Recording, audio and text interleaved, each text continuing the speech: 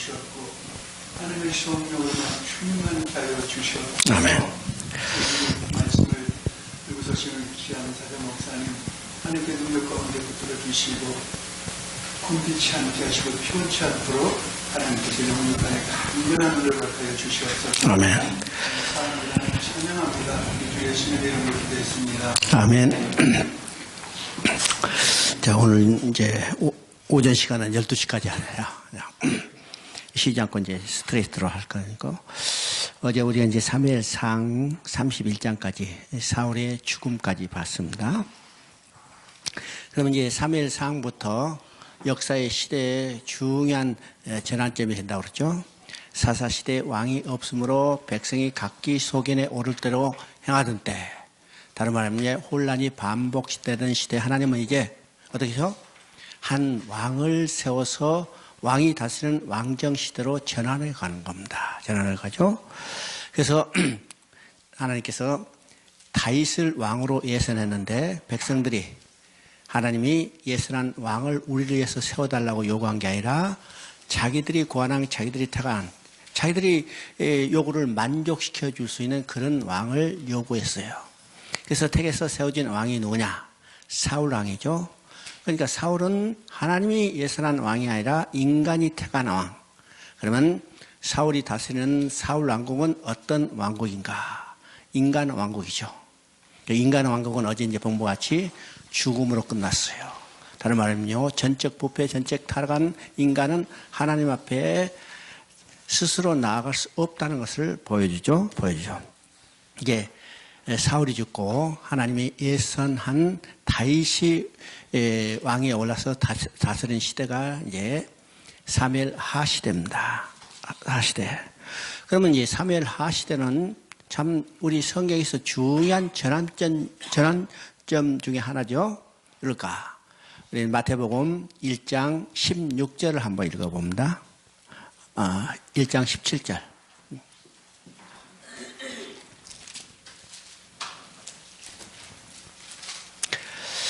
(1장 17절) 그런즉 모든 대수가 아브라함으로부터 다윗까지 14대요 다윗부터 바벨론으로부터 사로잡힐 때까지 14대요 바벨론으로부터 사로잡혀간 때부터 그리스도까지 14대라. 그렇죠? 그럼 모든 대수가 지금 어떻게 있어요? 아브라함부터 다윗까지 14대고 다윗부터 바벨론에 사로잡힐 때까지 14대고 바벨론으로 사로잡혀간 후부터 그리스도까지 14대라. 자, 지금 구약의 시대를 중요하게 세 시대로 나눴죠? 이건 14대를 통해서, 그렇죠? 14대는 뭐 중요한 게 아니고 중간에 빠진 사람도 있어요. 이건 마태복음가 의도적으로 14대로 나눠서 이제 세 시대로 구분했어요.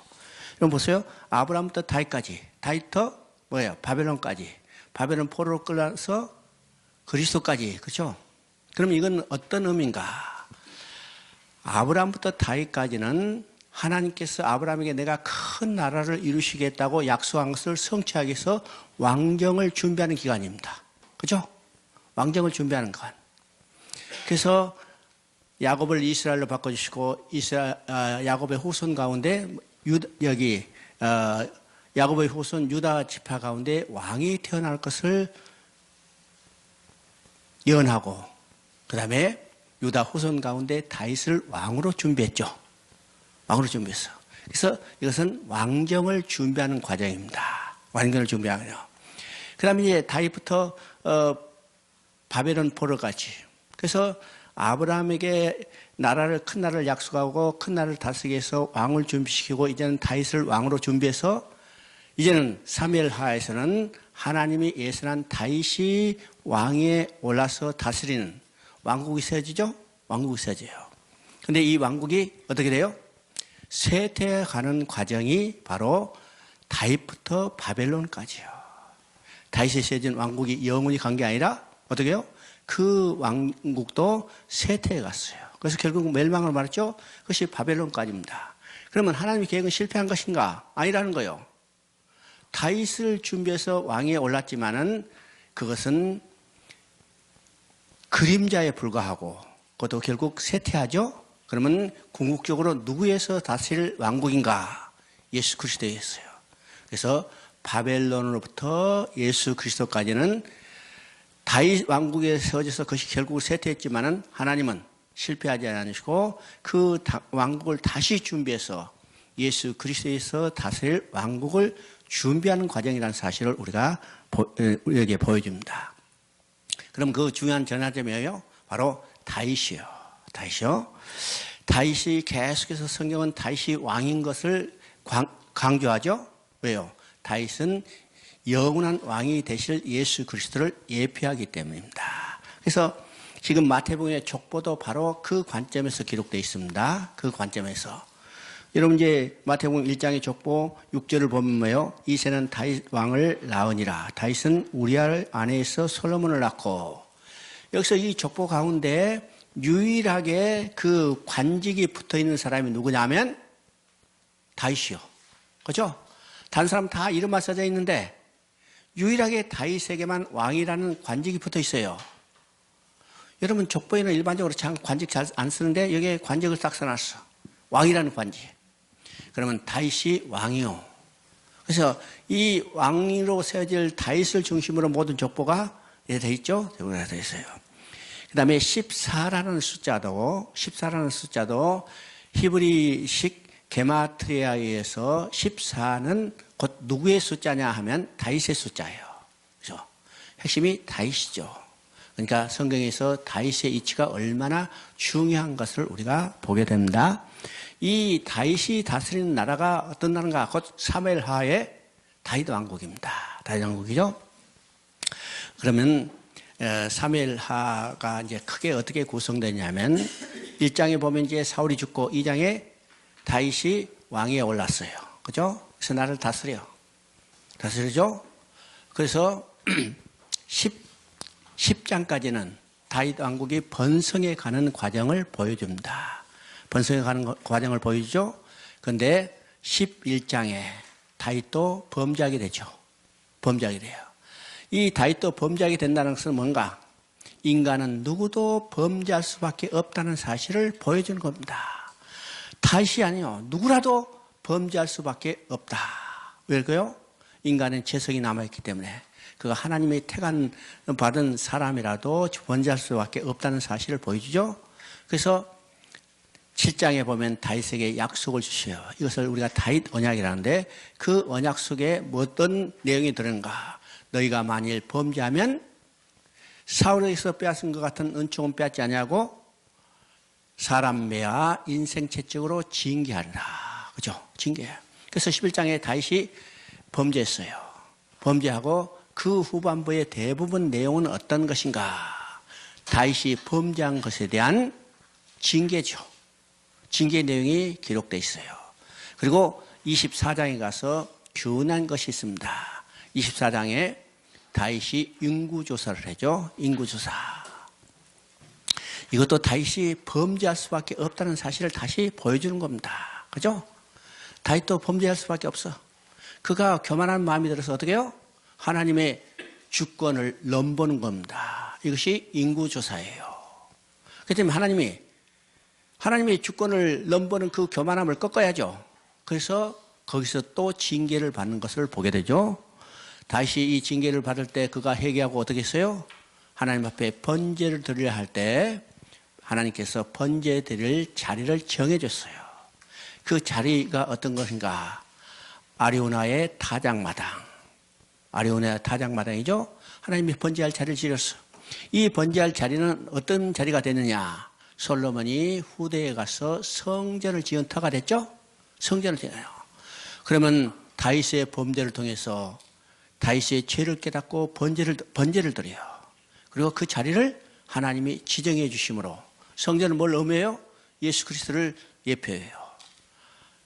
바로 구속의 역사가 누구를 통해서 이루어질 건가를 그들로 하여금 깨닫게 하는 거죠. 깨닫게 하는 거예요. 이것이 사무엘하의 전체적인 내용입니다. 이 전체적인 우리가 개념을 가지고 세부적으로 읽어가면 되죠.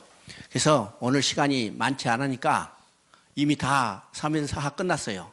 그렇죠? 점심 먹으러 가요? 다 끝났어. 이런 전체적인 우리 틀들을 머릿속에 정리가 돼야 이 성경이 쉽게 이어집니다. 쉽게 이어져. 그래서 제가 이제 성경을 가르칠 때는 제일 먼저 전체적인 틀들을 이야기합니다. 틀들을 이야기해. 자, 1장 1절을 한번 봅니다.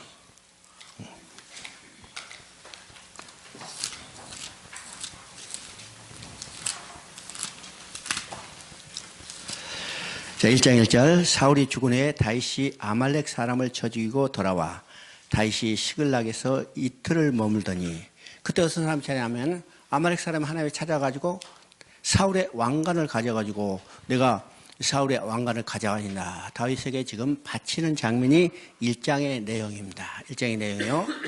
그러면 지금 아말렉 사람을 돌아가고 시각을 돌아온 지 사흘째 되는 날 그랬습니다. 다른 족속이 아닌 아말렉 사람이 사울의 왕관을 가지고 지금 다윗에게 찾아왔어요. 아셨죠? 우리 이제 27장 27절로 사무엘상 27절을 보면 다윗이 블레셋에서 도망하여 아기스에 협조를 하는 거죠. 그래서 아기스가 뭐라고 했어요? 네가 선봉에서, 그렇죠? 내 부하가 돼서 선봉돼서 네 조국 이스라엘을 치는데 앞장서라. 그렇게 해요. 그랬더니 아기스의 부하들이 안 됩니다. 다윗이 출장하면 안 됩니다. 그래서 그 말을 듣고 다윗을 돌려보내요. 돌려보내죠. 이제 사무엘상 28장을 보면 블레셋이 침공한다는 소식을 듣고 지금 사울이 급했죠. 그래서 하나님께 묻지 않고 누구한테 물으러 갔어요? 신저 반제에 물으러 갔어요. 물어가죠.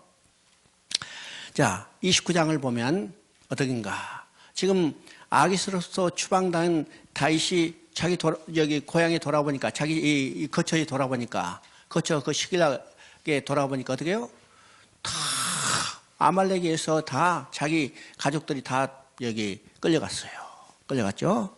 그래서 이 아말렉을 진멸하고 돌아와서 사흘째 이 말입니다. 그 사이에 어떤 일이 일어나는가? 그 사이에 지금 다윗이 시글락에 돌아와서 자기 가족을 이게 끌고 갔던 아말렉을 지금 진멸하는 이 시간이죠. 이 시간 사이에 뭐가 일어나는가? 이스라엘은 블레셋에서 전쟁하다가 사울이 죽는 일이 벌어져요. 그렇죠? 이것이 31장의 내용입니다. 그러니까 시간적으로 어떻게 돼요? 같이 지금 다윗은 아말렉을 멸하고 반대로 사울은 블레셋에서 지금 진멸당하는 내용이에요. 진멸당해요. 그죠? 그 이제 관계가 있습니다. 그래서 지금 아말렉을 물리치고 다윗이 돌아와서 이제 조금 정비하고 있는 시간이죠. 사흘째 정비하는데 그때 아말렉 사람 청년 하나가 사울의 왕관을 들고 왔어요. 자, 왕관을 들었으면요, 다윗이 얼마나 기뻐했겠어요. 이야, 이제는 사울이 썼던 내 왕관 뒤집어 쓰면 내가 이제 왕이 되겠구나. 얼마나 좋았겠어요? 그러면 우리 일반적으로 생각하면 어떻겠어요? 그 청년에게 포상해야죠. 공신이잖아요. 공신이야. 그런데 포상하지 않고 그 청년을 죽였어요. 왜 죽였을까? 두 가지 이유죠. 다윗은 첫째로 선왕이 죽은 것을 기뻐하면서 왕이 되는 것을 좋아하지 않았어요. 당연하죠. 만약 그 청년이 가져온 왕관을 쓰고 기뻐했다면 어떻게 해요? 그 청년이 어떻게 해요? 내가 큰 공을 세웠다. 다윗을 왕으로 세웠는데 큰 공을 세웠다고 떠벌리고 달 거예요. 떠벌리죠? 두 번째는 이 청년이 뭐라고 써요? 내가 사울이 죽여달라고 해서 내가 죽였나이다 그랬어요. 그렇죠? 사울이 고통 중에 나를 죽여달라고 했으니까 내가 죽였나이다. 그러면 기름 부음 받은 자를 누가 죽였어요? 이 청년이 죽였어요. 기름 부음 받을 자는 죽였기 때문에 바로 이 청년을 죽인 겁니다. 이 말은 어떤 것인가? 다윗은 자기의 영광을 생각한 게 아니라 오직 하나님의 영광을 생각한 겁니다. 하나님의 영광을 생각하죠. 자, 다윗이 자기 옷을 찢으며 금식하며 슬피 울었다고 그랬습니다. 그렇죠? 그러면 왜 다윗이 금식하며 슬피 울었을까? 물론 자기의 지금 적대 관계에 있었지만은 사울과는 참 이 정이 많은 거죠. 미운종, 고운종이 다 바뀌고 또 한 사람이 애통한 죽음이 있어요. 그 죽음 누구요? 자기 생명과 같이 아끼는 요나단의 죽음이요. 그래서 사울은, 저기 다윗은 사울의 죽음, 요나단의 죽음 정말 인간적으로 슬퍼하지만은 다윗이 슬퍼하고 금식한 것은 무엇 때문인가? 기름 부은 반자가 적에 의해서 죽었다는 소식, 얼마나 이게 하나님의 이름이 모독받았어요. 그죠? 하나님의 이름이 모독받은 것에 대해서 더 애통하고 슬픈 생각이 들어서 그는 금식하며 기도했다고 그럽니다. 기도했다죠? 자, 2장에는요, 이제는 다윗 왕국이 출현하는 것을 보입니다. 사울이 죽였기 때문에 이제는 다윗이 왕위에 올라요. 왕위에 공백이 있을 수 없으니까 지금 왕으로 세워지죠. 2장 1절 한번 읽어봅니다. 2장 1절. 그 후에 다윗이 여호와께 여쭈어 이르되 내가 유다 한 성읍을 올라가리까? 여호와께서 이르시되 올라가리라. 다윗이 아뢰되 어디로 가리까? 이르되 헤브론으로 갈지어다. 지금 다윗이 이제 왕에 오를 때가 됐는데 하나님께 물어보죠. 그죠? 하나님께. 여기서 분명히 이야기합니다. 다윗이 여호와께 여쭈어 아뢰되. 다윗은 모든 삶 속에 오직 하나님 중심이죠. 그래서 모든 일을 할 때 먼저 어떤 것이 일어나는가 하나님께 여쭤봤어요. 하나님의 뜻이 무엇인가를 알아봤어요. 이것이 다윗의 삶이요. 우리가 사울을 볼 때는요, 그 삶 가운데 하나님께 물어본 일들이 없죠. 여호와 궤 앞에 서서 하나님께 물어봤다는 일이 없어요. 반대로 어떻게 해요? 신접한 여자에 찾아가서 그 일을 물어보는 게 되는 거죠. 그렇죠? 그러니까 사울과 다윗가 어떤 삶을 살아가는가를 우리가 보게 됩니다. 다윗은 철저히 하나님 중심적인 삶, 그죠? 어떤 일 가운데도 다 하나님의 뜻이 무엇인가를 물어봤던 삶이에요. 그죠? 그래서 자기가 지금 사울이 죽고 왕위에 오를 때가 됐는데 하나님께 물어보고 있습니다. 물어보고 있죠?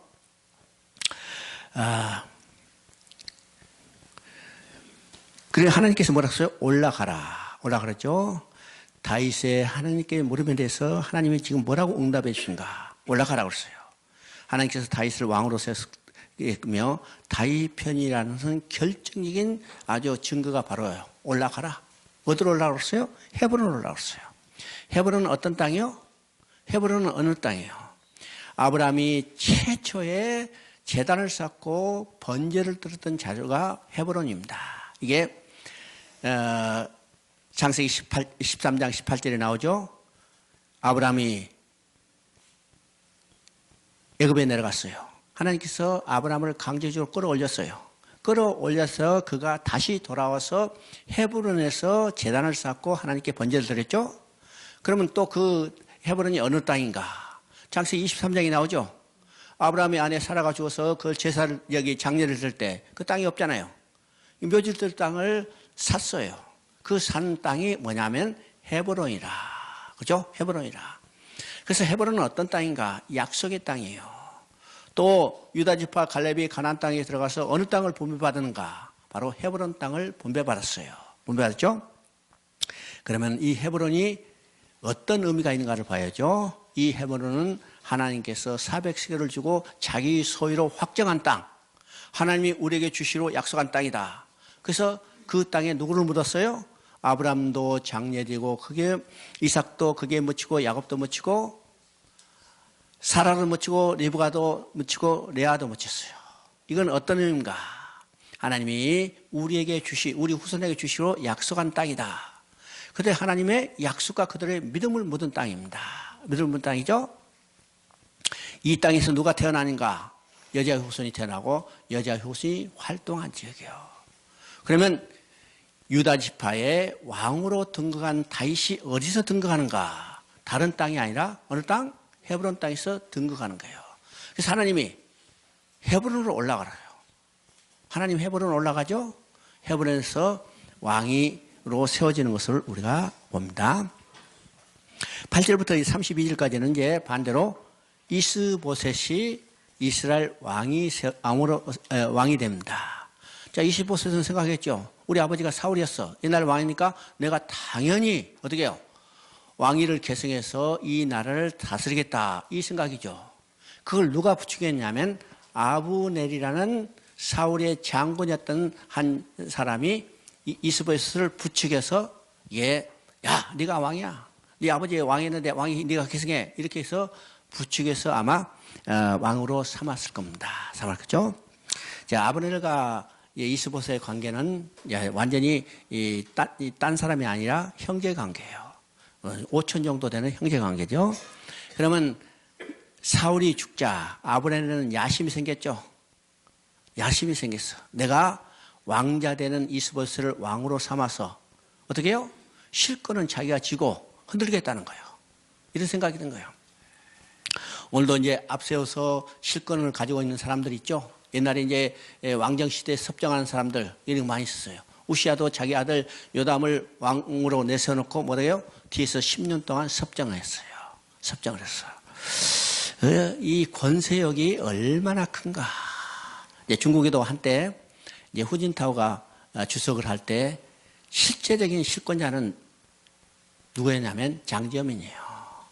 다 자기 신복들을 세워놓고 다 이 후진타오가 하고 싶은 일 다 제동 걸어서, 그죠? 제동 걸어서 정말 후진타오는 자기 마음대로 정치를 해보지 못하고 물러난 사람 중에 하나입니다. 그러죠? 근데 시진핑이 들어와서 그 세력을 시진핑이 주석에 오르기 전에 다 잘라버렸어요. 다 잘라버려요. 그래서 지금은 시진핑 세력에 대항할 사람이 아무도 없어졌어요. 그러니까 헌법도 고쳐서 임기를 완전히 없애버렸죠. 이게 보통 일이 아니죠. 등소평이 임기를 만들었어요. 왜냐? 어떻게 보면 죽은 동안 2년 동안 중국에 아주 극심한 이 권력투쟁이 있었습니다. 권력투쟁이요. 그래서 그 권력투쟁에서 승리하고 등소평이 이제 주석으로 인 다음에 우리 중국에 다시 권력투쟁이 있어서는 안 되겠구나. 그래서 임기제를 만들었어요. 그래서 5년 임기에 연임 한 번 할 수 있다. 이 만드는데 시진핑이 들어와서 없어버렸어요. 종신 주석을 할 수 있습니다. 반대하는 세력이 없잖아요. 지난번에 그 헌법을 개정하는데 투표율이 몇이냐? 98%에 득표율 97%. 그죠? 투표율 97%. 15억이 다 투표한 게 아니라 인민대표회의 이제 2,700명이 한 거예요. 그러니까 자기 사람들이 다 하죠. 이미.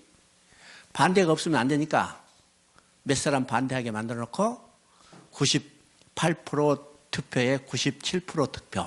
그죠? 세계 언론들이 참 웃긴다고 비평을 했어요. 그죠? 유사에 없는, 차라리 그냥 선거하지 말고 지가 돼버렸으면 차라리 나을 텐데, 그러겠지. 이스보셋을 앞세워서 아브넬이 이런 야심을 가졌죠? 야심을 가졌어.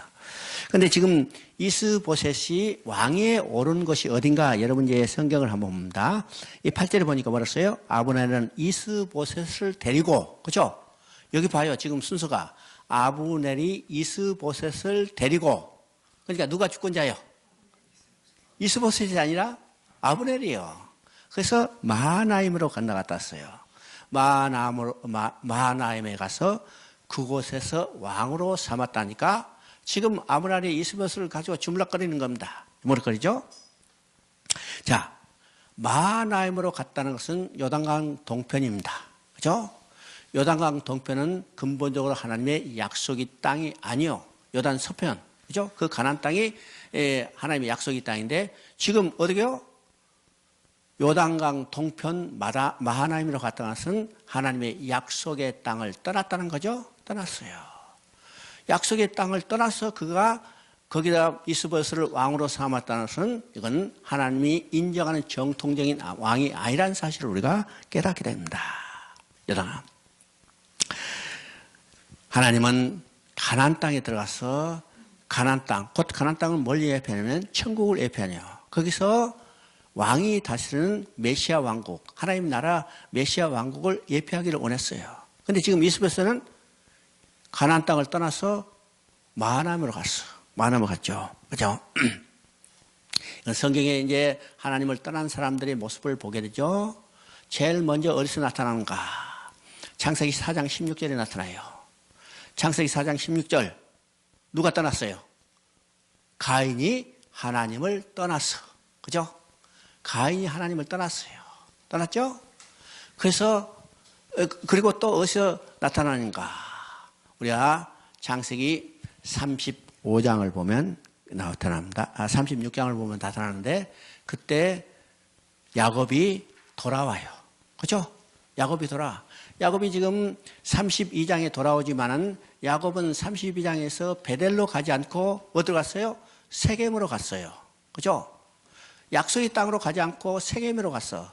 그래서 세겜으로 따가서 엄청난 시련을 겪죠. 자기 딸이 강간당하고 그걸로 인해서 자기 아들이 이방 족속을 속여가지고 도륙하는 사건이 났죠. 자, 이걸 깨닫고 야곱이 이제는 베델로 돌아와요. 그죠? 베델로 돌아와. 이 돌아오는 것이 중요하죠. 그런데 자기 형 에서는 어떤 것이요? 세일로 떠나는 거예요. 세일로 떠나면 뭐요? 하나님 앞에서 떠나는 것은 곧 멸망이요, 저주요. 우리는 어떻게 해요? 돌아와야 해요. 돌아와요. 돌아오게 하기 위해서 누구를 보내셨어요? 예수님을 보냈어요. 예수님의 첫 번째 선언이 뭐요? 회개하라. 이 말은 돌아오라는 말이에요. 그렇죠? 돌아오라요. 우리는 하나님 앞에 돌아가야 합니다. 돌아가야 해요. 그 다음에 3장은 다윗 왕국이죠. 여기 이제 3장에는 우리의 핵심은 뭐냐면 사울 가문은 완전히 쇠퇴해 가고 반대로 다윗 가문은 흥황해 가는 것을 보여줍니다. 보여주죠. 여러분 교재 보면 2장에서 탄생한 두 왕국 중에서 다윗 왕가는 점점 강하게 가는 반면에 사울 왕가는 점점 쇠퇴하여 가다가 결국 멸망하게 되는 것을 보여주는 것이 바로 3장의 내용입니다. 이것은 당연하죠. 당연하죠. 다윗은 하나님이 예선에서 세우신 왕이고 사울은 인간 왕국이요. 사울은 하나님과 동행하지 못하는 삶을 살았지만 다윗은 항상 그가 하나님과 동행하는 삶을 살았어요. 그래서 어떤 일을 하든지 하나님 앞에 먼저 물어봤어요. 하나님 뜻이 무엇인지를 알고 그 뜻대로 행하려고 했던 것이 다윗이기 때문에 당연히 다윗은 점점 강성해지고 반대로 사울은 그가 점점 쇠퇴해 가는 것을 우리가 보게 됩니다. 오늘 우리에게 중요한 것은 어떠시요? 우리 하나님과 동행하는 삶. 하나님이 나와 함께 계시고 나를 위하여 이루어주시는 이 삶을 살 때 우리는요 점점 강성해져요. 이는 점점 부자가 된다는 말이 아닙니다. 우리가 이게 이야기하면요 세상 얘기가 헷갈려가지고 야 점점 강성해진다면 내가 부자 되겠다. 그런 말이 아니라 우리의 신앙이 점점 갈고 어떤 삶 가운데도 흔들리지 않고 하나님이 우리를 위하여 약속한 것을 이루신 것을 확신하고 하나님과 동행함으로 뭐요? 하나님과 동행함으로 어떤 거요? 우리 안에 기쁨과 평안을 누리고 하나님의 영광을 바라는 삶을 살게 된다는 거예요. 그렇죠? 살게 돼요. 언제 병들었어도, 언제 사업이 망했어도, 언제 대학에 떨어졌어도, 그렇죠? 이 삶이에요. 이것이 우리가 강성해가는 삶입니다. 강성해가세요. 여러분 좋은 대학 들어가지 못하는 것이 실패예요? 좋은 대학 들어가지 못하는 게 실패예요? 아니요. 아니요. 좋은 대학 들어가는 것이 성공이요? 아니요. 아니요. 우리는 하나님과 동행하느냐, 하나님과 멀어졌느냐, 이것이 우리의 삶의 중심이라는 사실을 확실히 알아야 해요. 확실히 해야 합니다. 그래서 하나님과 동행했던, 하나님 중심으로 살았던 다윗은 점점 그것이 강성해지고, 그 다음에 하나님을 멀리했던 사울은 그 가문이 점점 쇠퇴해 가는 것을 보여줍니다. 2절에 보니까 다윗이 헤브론에서 7년여 다스리는 동안 6 아내를 통하여 6 아들을 보게 된 것을 기록하고 있어요. 그리고 있죠? 자, 당시의 개념, 지금도 마찬가지지만 자녀들이 많아진 것은 어떤 거예요? 축복받은 거예요. 강성해지는 거예요. 그죠? 그래서 성경에 보면 다윗의 자녀들을 계속해서 몇 군데 내요. 왜야? 자녀들이 많은 걸 통해서 이 가문이 일어나고 있고 번성하고 있다는 것을 보여주는 겁니다. 보여주죠. 그 다음에 반대로 어떻게 해요? 사울의 집은 사울의 아들 요나단에게 절뚝발이 하나가 있으니, 참 이것은 점점 쇠퇴해가는 것을 모습을 보여주죠. 그 다음에 또 다윗이 정원했다가 사울이요, 그냥 뺏어간 아내가 있어요. 그 아내가 누구냐면 미갈이죠. 미갈이요. 미갈이 여기 사울이 다윗에게 줬다가 기분 나쁘더니 어디요? 뺏어가지고 다른 사람한테 줘버렸어요. 다윗이 왕이가 되자 그 미갈을 다시 찾아왔어요. 미갈을 다시 찾아왔다는 것은 그 세력이 강성해졌다는 것이죠. 강성해요. 여러분 옛날 전쟁에서 보면 전쟁에서 패한 나라는 어때요? 그 아내까지도 승리한 나라 왕에게 바치는요. 이게 일본의 대표적인 거죠.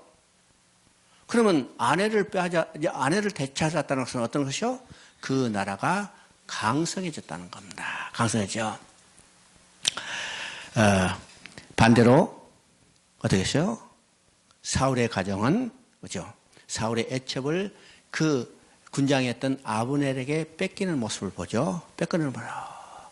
자, 그것을 이스보셋이 책망했어요. 야, 우리 아버지 아내 네가 왜 뺏어가냐 했더니 기분 나빠가지고 네가 뭔데 그러는 거죠. 그죠? 네가 뭔데. 그러니까 지금 이스보셋은 완전히 허수아비로 앉는 것을 보게 됩니다. 그래서 이것이 이제 다윗 왕가와 그다음에 사울 왕가의 차이입니다. 자, 상황이 이제 여의치 못하자 아브넬이 어떻게 해요? 다윗에 아가서 항복합니다. 항복하죠? 항복해요. 그래서 다윗이 이제 아브넬이 항복한 것을 참 좋아했죠. 왜요? 지금 아브넬로 인해서 이스라엘이 분열됐어요. 그죠? 이스보셋이 다스리는 왕국이 있는가 하면 반대로 어떻게 해요? 다윗이 다스리는 왕국이 두 나라로 분열됐는데 지금 아브넬이 다윗에게 항복함으로 어떻게 해요? 두 나라가 이제 하나가 되는 거예요. 통일되는 거죠. 근데 다윗이 그것을 기뻐했겠죠. 기뻐했어요. 그런데 요압이 아브넬을 죽입니다. 죽이죠? 이것은 개인적인 원수 관계로 인해서 죽이죠? 자, 그것을 보고 다윗이 슬퍼해요. 왜일까? 이것은 아주 상징적인 의미죠. 아브넬이 죽은 것은, 요압이 죽은 것을 슬퍼함으로 인해서 다윗이 죽인 게 아니라, 그죠? 다윗의 의도와는 전혀 다르게 요압이 개인적으로 아브넬을 죽였다는 것을 이스보셋을 따랐던 백성들이 알게 하므로 다윗이 자기들이 따를 수 있는 왕이라는 것을 깨닫게 하겠습니다. 깨닫게 했어요. 그래서 여기서 여러분 28절을 한번 봅니다. 3장 28절. 그 후에 다윗이 듣고 이르되 내 아들 아브넬의 피에 대해서 나와 내 나라는 여호와 앞에 영원히 무죄하니. 그죠? 아브넬이 죽은 것에 대해서는 다윗과 다윗 왕국은 아무런 관련이 없다. 하나님 앞에 우리는 깨끗하다. 할 말이 있다. 무죄하다 이 말이에요. 무죄하다 이 말이죠. 여기서 나와 내 나라라고 이야기합니다. 나와 내 나라는 오늘날 주님이 머리가 되시고 그의 몸된 교회로 적용될 수가 있는데 나와 내 나라는 하나님 앞에 정결해야 해요. 무죄해야 해요. 그죠? 무죄해요. 역시 다윗이 왕국과 다윗이 하나님 앞에 어떤 삶을 살고 있는가를 보여주는 겁니다. 보여줘요. 오늘 교회를 책임지는 목회자들도 나와 내 교회는 하나님 앞에 어떻게 해요? 무죄해. 아무런 흠이 없는 정결한 것으로 보여줄 수 있어야죠. 보여줄 수 있어요. 이 목회자들이 하나님 앞에 정결함으로 드러날 때 성도들이 진정으로 따를 수 있게 돼 있어요. 그렇죠? 만약 그런 삶이 되지 않는다면 어떻게 해요? 성도들을 잘 지도해 나갈 지도력이 약해지는 겁니다. 약해지죠? 그래서 이런 방법 아니고 여러 요상한들 방법을 쓰지만은 정말로 우리가 성도들을 제대로 하나님 앞에 인도하고 성도들을 잘 지도하기 위해서는 지도자가 하나님 앞에 먼저 정결해야 해요. 정결해야 해요. 오늘 우리 자신들부터 내가 정말 하나님 앞에 무지한 자, 정결한 자인가 한번 생각을 해봐야 합니다. 생각하죠? 그 다음에 이제 4장에서는요, 4장에서는 사울 왕국의 몰락을 보여주죠. 3장에서 점점 약해지기 시작한 사울 왕가는 몇 년 지탱하지 못하고 스스로 종말을 구하는 것이 4장의 내용입니다. 여기서 이제 두 사람이 사울 왕국의 두 사람이 등장하죠. 사울 왕이 첫째는 무비보셋이라는 요나단의 아들이요. 그 다음에 또 한 사람 누구요? 이스보셋이라는 사울의 아들이죠. 이스보셋은요 다윗을 배반하고 어떻게 해요? 자기 왕국을 세웠던 사울의 아들인 반면에 요나단은 누구요? 바로 다윗을 생명처럼 아끼고 사랑했던 요나단의 아들이죠. 무비보셋.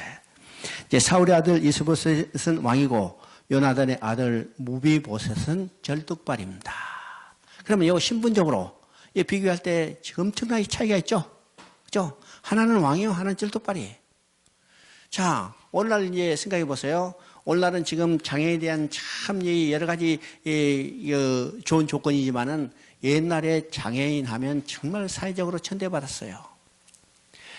우리 이 형이 이제 큰 형이 있는데 큰 형이 있었는데 참 파란만장한 인생 살다가 젊은 나이에 죽었어요. 이게 우리 형이 절뚝발이가 됐어요. 그죠? 군대 갔다가 절뚝발이 됐어. 그러니까 20몇 살밖에 안 됐을 텐데 절뚝발이 됐죠. 야, 절뚝발이 되니까 동네 사람들이 그래요. 지나가면 어떻게 해요? 절뚝발이 지나간다. 절뚝발이 지나가다. 그러니까 그것이 얼마나 스트레스예요? 스트레스. 그러니까 그 스트레스를 견디지 못해서 어떻게 해요? 술 마셔요. 그게 알코올 중독의 폐인 상태죠? 그것도 견디지 못하고 나중에는 어떻게 해요? 마약을 했어요. 마약을 해. 30살이 안 된 젊은 나이에 장가도 못 가고 마약을 끊어야 마약하면 정말 집안이 쑥대밭대죠. 마약하려면 돈이 시하니까 집에 있는 돈 다 훔쳐가고 그것도 모자라니까 이웃집에 친척집에 가가지고 다 물건 가다가 팔아고 그 다음에 이웃집 도둑질하는 겁니다. 그리고 우리 아버지가 견디다 못해서 어떻게 해요? 아들을 감옥에 보내버렸어요. 경찰에 신고했어. 2년 동안 감옥에 살고 와가지고 마약을 끊었어요. 정신 차렸죠? 정신 차려요. 근데 정신 차릴만 하니까 일할만 하니까 사고로 죽어버렸어요. 그죠? 이 절뚝발이 얼마나 냉대를 받은 사람이에요? 냉대를 받아요. 하나는 왕이요, 하나는 절뚝발이. 근데 이것을 통해서 지금 뭘 드러내고자 하는가? 바로 다윗을 대적했던 아버지 사울과 다윗에게 끝까지 신의들을 지켰던 아들 요나단 두 사람의 삶 중에서 누가 옳았고 누가 복된가를 보여주게 했습니다. 그죠? 보여주게 했어요. 그리고 나아가서 사울 아들로서 지금 왕위에 있는 이스보셋과 비록 절뚝발이지만은 요나단의 아들로서 누가 더 행복한가를 보여주는 겁니다. 보여주는 거죠. 지금 이스보셋은 왕이지만 어떻게 해요? 완전히 허수아비 왕이다. 결국은 자기 부하들에게 참살당하는 비참함을 느끼죠. 근데 요나단의 아들 절뚝발이는 어떻게 돼요? 나중에 보면 다윗이 그를 불러서 다윗의 상의에 함께 먹을 정도로 그가 어때요? 환대를 받는 것을 보게 돼요. 이 환대 받는 것을 통해서 뭘 우리가 보여요? 절뚝발이와 같은 것은 누구예요? 오늘 우리의 모습이에요. 아무런 가치 없는 존재, 아무런 쓸데없는 존재, 이 무가치한 존재를 누가 초청했어요? 왕이 초청해서 왕의 상에서 함께 먹고 마시겠어요. 언제까지? 항상이요. 한 끼만 먹고 가라. 안 했죠? 우리가 초청받으면, 대통령이 초청하면 어떻게 해요? 점심 한 컵 먹고 오는 거예요. 그렇죠? 근데 절뚝발인 무비보스는 어떻게 해요? 앙의 상에서 항상, 참 놀라운 이야기죠. 항상. 뒤에 보면 성경에요. 다윗이 식사를 하다가 무비보스에 안 보이는 걸, 보이지 않는 것을 봤어요. 어디 갔냐? 야, 왕이 이 절뚝발인, 그것도 누구의 아들이요? 원수의 손자잖아요. 아주 엄격히 의하면 원수의 손자인데 그 무비보셋이 식사 자리에 나오지 않는 것을 보고 걱정할 정도예요. 오늘 누구의 모습이요? 오늘 우리의 모습이요. 오늘 우리 모습이요. 아무런 가치 없는 존재지만은 하나님은 우리를 예수 그리스도를 통해서 왕의 잔치에 초청해서 항상 먹고 마시고 즐기자. 이게 성경 이야기죠. 항상 먹고 마시고 즐기자. 오늘 우리의 신앙의 가장 중요한 것은 뭐냐? 하나님께 다시 돌아가서 하나님과 함께 먹고 마시고 즐기는 겁니다. 하나님의 영광을 바라보고 즐거운 삶을 누리는 거예요. 누리는 거죠. 자, 보세요. 우리가 이제 자꾸 제가 몇 번 인용해서 이야기하지만은 우리의 신앙의 목표가 어떤 것인가를 분명히 알아야 합니다. 우리의 신앙의 목표는 이 땅에서 얼마나 누리고 잘 먹고 잘 사는 게 아니고, 그죠? 하나님께 다시 돌아가요. 돌아가. 하나님 입에 돌아가는 것이죠. 근데 그 돌아가는 목적이 무엇인가를 우리가 분명히 알아야 해요. 로마서 5장 1절 2절에 있어요. 이제는 믿음으로 말미암아 의롭게 되었은지요. 그렇습니다. 믿음으로 말미암아 의롭게 되었다는 말은 어떤 말이며, 의롭됐다는 말은 어떤 의미라고 했어요? 의롭게 됐다는 것은 하나님 앞에 다시 돌아가게 됐다는 거예요. 여러분, 성경 읽을 때 중요한 개념 중에 하나입니다. 성경에서 의롭되게 됐다. 의인이라는 개념은 철학적, 윤리적 개념이 아니라고 했어요. 그죠? 철학적, 윤리적 개념은 어떤 것이요? 거짓말하고 도둑질하고 다른 사람 도와주는 선행을 하면 의로운 사람이라고 그러죠. 이것이 철학적, 윤리적 개념이에요. 그런데 성경은 이런 개념이 아니고 의롭게 됐다는 것은 하나님 앞에 다시 돌아가게 됐다는 거예요. 여러분, 의인이요? 아니요? 어? 의인이 아니요? 의인이죠. 도둑질 안 했어? 거짓말 안 했어? 나쁜 짓 안 했어? 다 했어요. 그럼에도 불구하고 우리는 의인이요. 왜요? 예수를 믿고 하나님 앞에 다시 돌아가게 됐으니까. 이 개념들이 분명히 합니다. 그래서 믿음으로, 누구를 믿음으로? 예수 그리스도를 믿음으로 의롭게 됐은즉, 그렇죠? 의롭게 됐은즉, 하나님 앞에 다시 돌아가게 됐은즉, 그리스도로 말미암아 하나님과 화평을 누리고, 지금까지는 원수였어요. 그런데 자기 아들을 내어주심으로 인해서 우리를 화목했으니까 이제는 하나님과 화평의 관계가 유지됐죠? 화평의 관계가 유지됐으니까 우리는 어떻게 해요? 아버지 집으로 돌아갈 수 있어요. 은혜 앞에 나가죠? 아버지 집에 돌아가는 것으로 끝이 아니고 어떻게 해요? 그보다 더 중요한 단계가 있다는 거예요. 그보다 더 중요한 단계는 하나님의 영광을 바라보고 즐거워하느니라. 이 단계예요. 우리는 신앙의 목표가 이 단계까지 도달해야 해요. 도달해야죠? 근데 많은 사람들이 신앙의 단계를 어떻게 해요? 집에 찾아오는 것으로 끝나버려.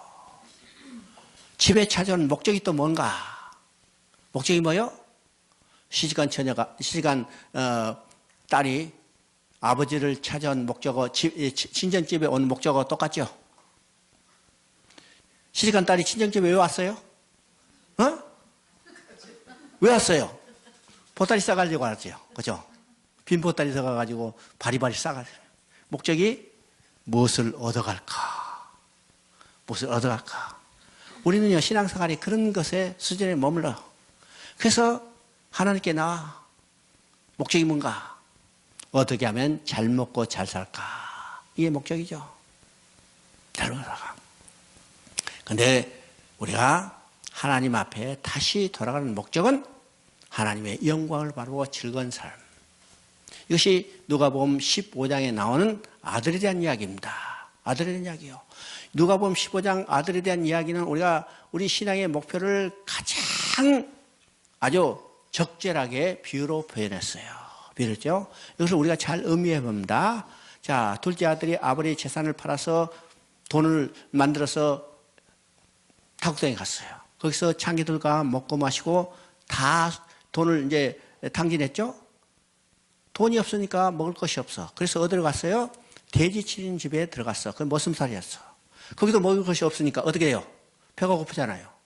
배가 고픈 가운데 생각은 어떻게 해요? 자기 아버지 집에 생각하는 거예요. 내 아버지 집에 가면 어떻게 해요? 먹을 것이 풍족하거늘. 그렇죠? 먹을 것이 풍족하거늘.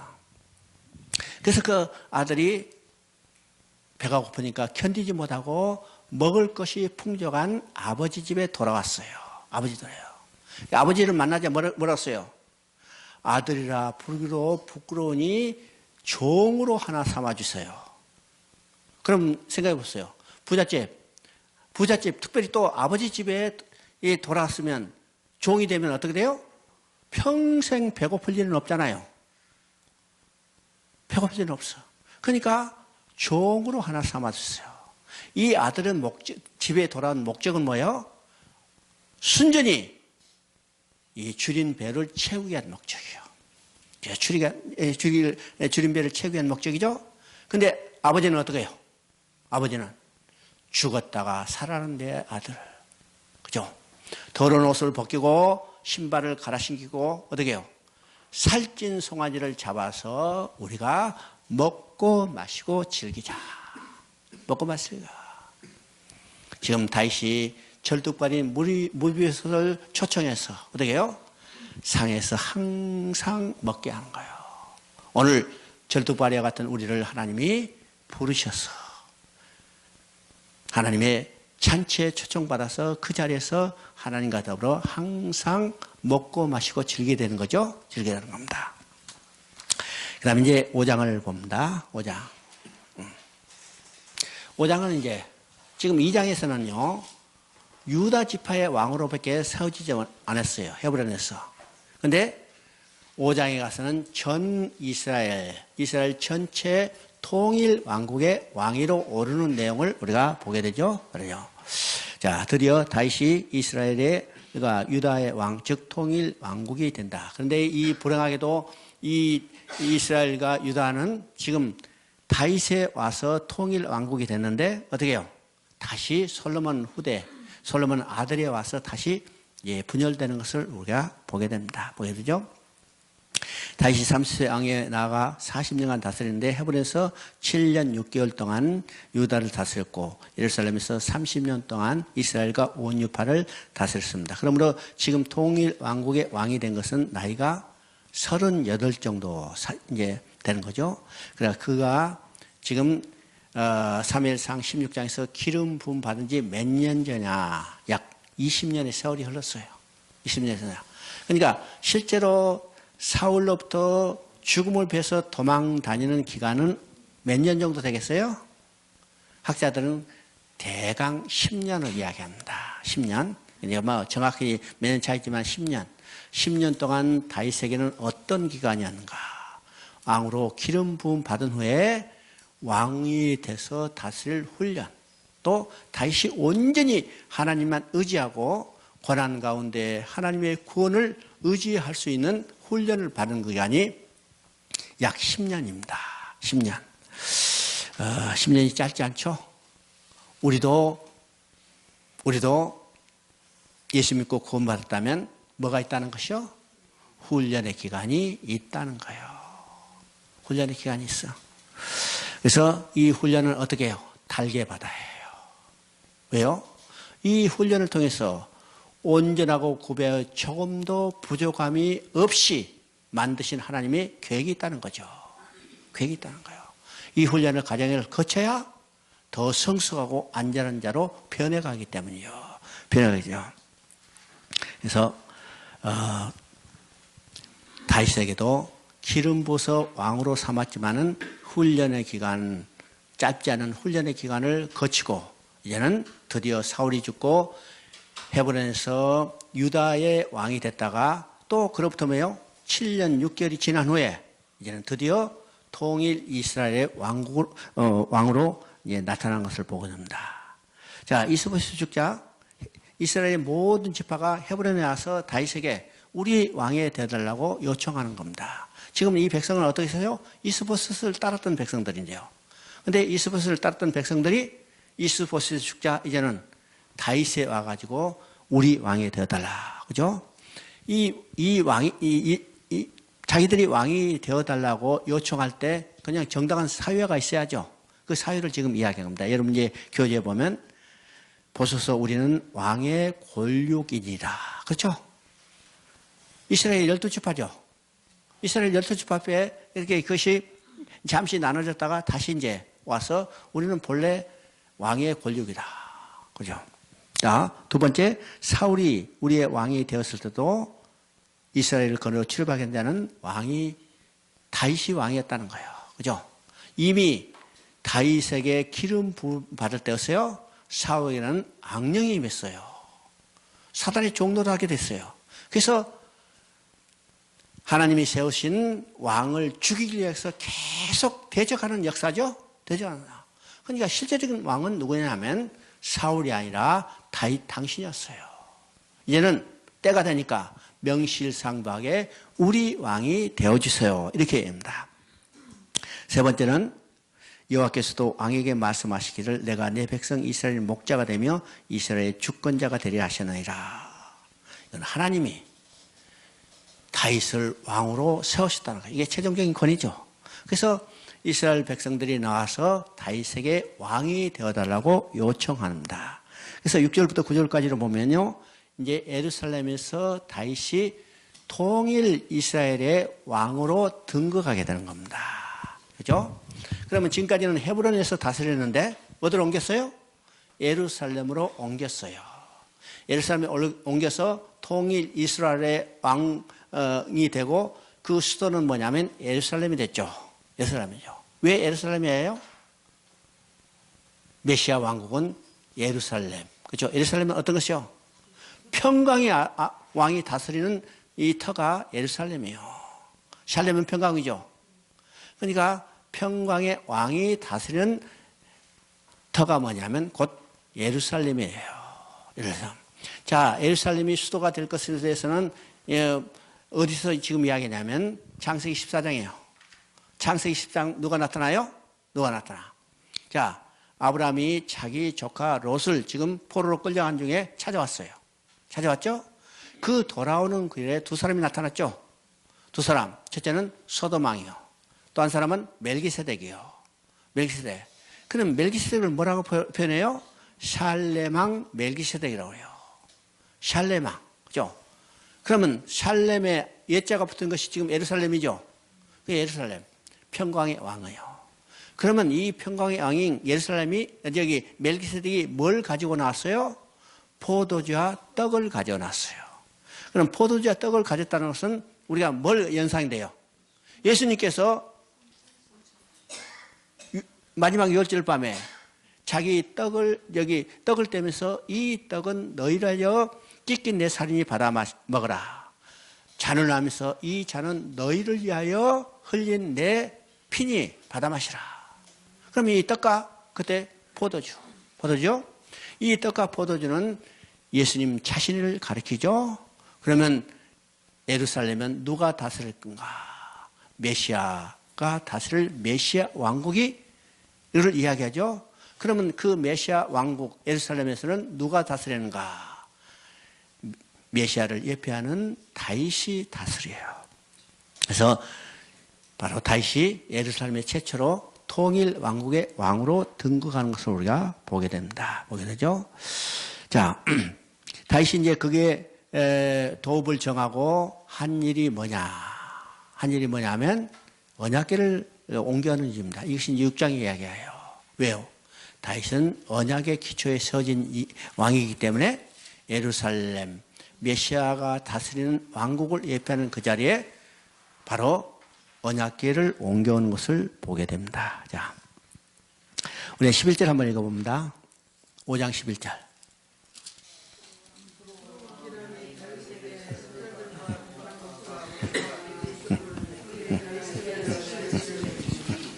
이제 10절부터 25절까지는요, 이제 다윗이 예루살렘의 도읍을 정하고 거기에서 통일왕국의 왕으로 등극했어요.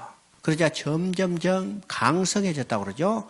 이 강성해졌다는 표현이 11절에 지금 하나로 한 방면으로 나타납니다. 도람 히람이 다윗에게 사절과 백양막과 목사 석수를 보내 그들이 다윗을 위하여서 집을 지으니, 그죠? 이방의 왕이 다윗의 왕국을 궁궐을 건설해 주는 겁니다. 건설이죠. 이것은 그리스도가 왕위에 올라서 다스릴 때 이방 왕들이 다 거기에 나와서 경배하고 영광을 올리는 것을 예표하는 겁니다. 예표하는 거죠. 또 그 다음에 쭉 보면요, 다윗의 자손들이 쭉 나와요. 그렇죠? 13절 보니까 다윗이 헤브론에서 올라온 후에 예루살렘의 채첩들을 도와두었으므로 아들과 딸이 또 다윗에게 나니. 자, 앞에서 이제 이 여섯 여자에게서 여섯 아들이 나온 것을 보여주는데, 여기서 또 많은 자손이 번성하는 것을 보게죠. 자손이 번성한다는 것은 옛날에는 가문이 번성하는 것을 의미합니다. 그죠? 가문이 번성하고. 또 17절에 보면요, 블레셋의 공격이에요. 다윗이 강성하기 전에 치르는 계획이지만은 하나님은 이것을 물 흐름같이 흩어버렸다고 했어요. 그죠? 물 흐름같이. 그래서 블레셋의 공격을 흩어버리시고 하나님은 다윗의 왕국을 견고히 세워주시는 것을 우리가 보게 됩니다. 보게 되죠. 그래서 예루살렘에 세워진 통일 이스라엘 왕국은 다윗이 왕위에 올라서 그 나라가 점점점 더 강성해지는 것을 우리가 보게 되죠. 보게 돼요. 그러면 6장은 이제 어떤 것인가? 아까 이야기했죠. 예루살렘의 도읍을 정하고 이곳에 이제 뭘 옮겨하는 것은 하냐면 언약궤를 옮겨오는 거예요. 옮겨오는 거. 6장 3절 한번 읽어봅니다. 6장 3절. 그들이 하나님의 궤를 새 수레에 싣고 산에 있는 아비나답의 집에서 나오는데 아비나답의 아들 우사와 아효가 새 수레를 모으니라. 지금 이제 다윗이 언약궤를 지금 옮겨와요.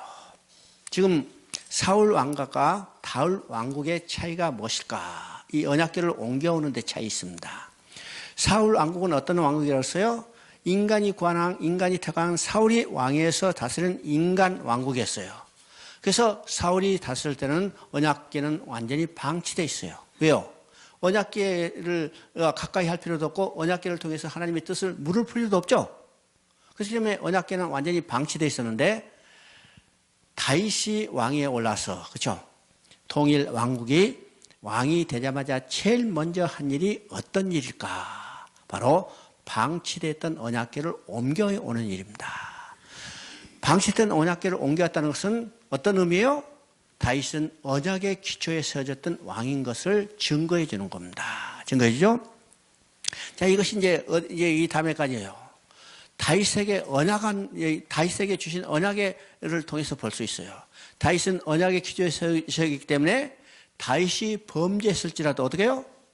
다윗의 왕위는 폐위되지 않고 사람매와 인생 최적으로 징계를 받을 뿐이죠. 이게 언약의 기초에 세워진 왕의 차이입니다. 사울은 언약의 기초에 세워지지 않기 때문에 그가 범죄하자 즉각 폐위했어요. 사울의 후손이 왕위를 이어받지 못했죠. 폐위됐어요. 왕을 버렸다는 거예요. 그러나 다윗은 범죄했을지라도 그 왕위는 폐위되지 않고 대신 어떻게 해요? 징계를 받은 겁니다. 이건 우리에게도 똑같은 의미가 있어요. 우리는 누구예요? 하나님의 언약의 백성이에요.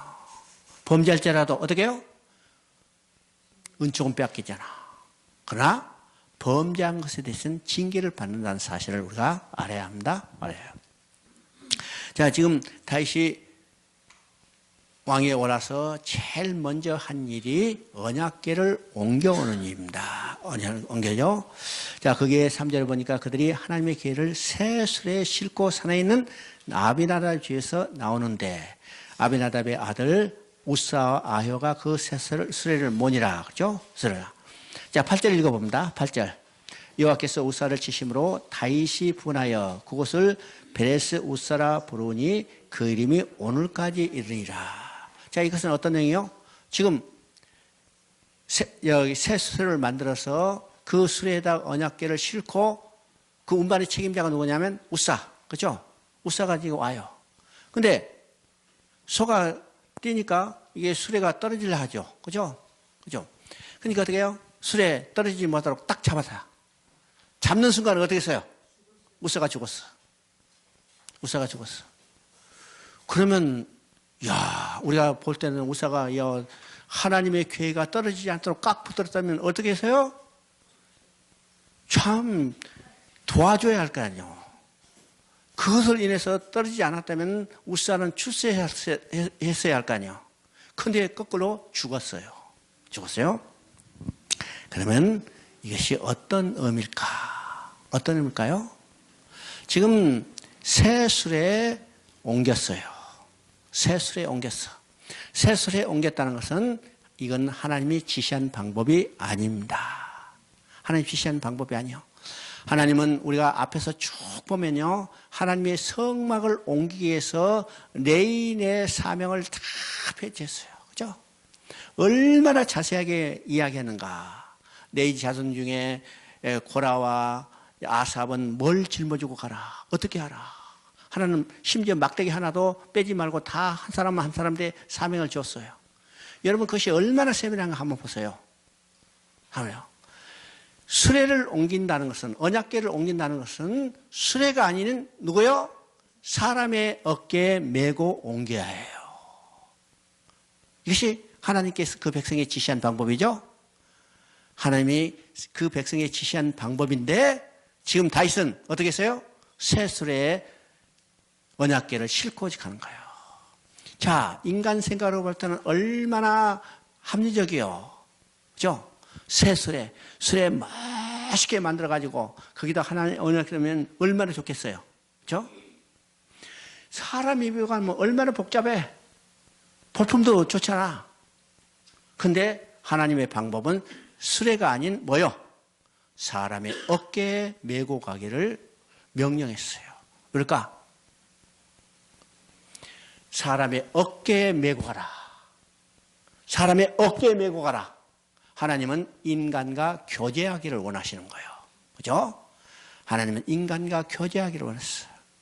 하나님은 인간과 함께 하기를 원하시죠? 그러니까 언약궤를 운반할 때 어떻게 해요? 수레가 아닌 사람의 어깨에 메어 가도록 명령했어요. 여러 번 이야기하지만 하나님은 그 백성과 얼마나 가까이 하고 함께 있기를 원하세요? 이 성경의 이야기죠. 성경이죠. 그러니까 이 언약궤를 옮기는 것도 하나님은 세밀하게 말씀하시면서 사람의 어깨에 메라. 누구의? 제사장의 어깨에 메라고 그랬어요. 제사장의 어깨. 오늘 제사장은 누구예요? 제사장 누구? 우리들이잖아요. 그러면 우리 어깨에 하나님의 언약궤를 메고 다니는 거. 하나님과 교제가 이루어지는 삶이 살아죠. 그래요. 또 어떤 의미일까? 지금 새 수레에 맸어요.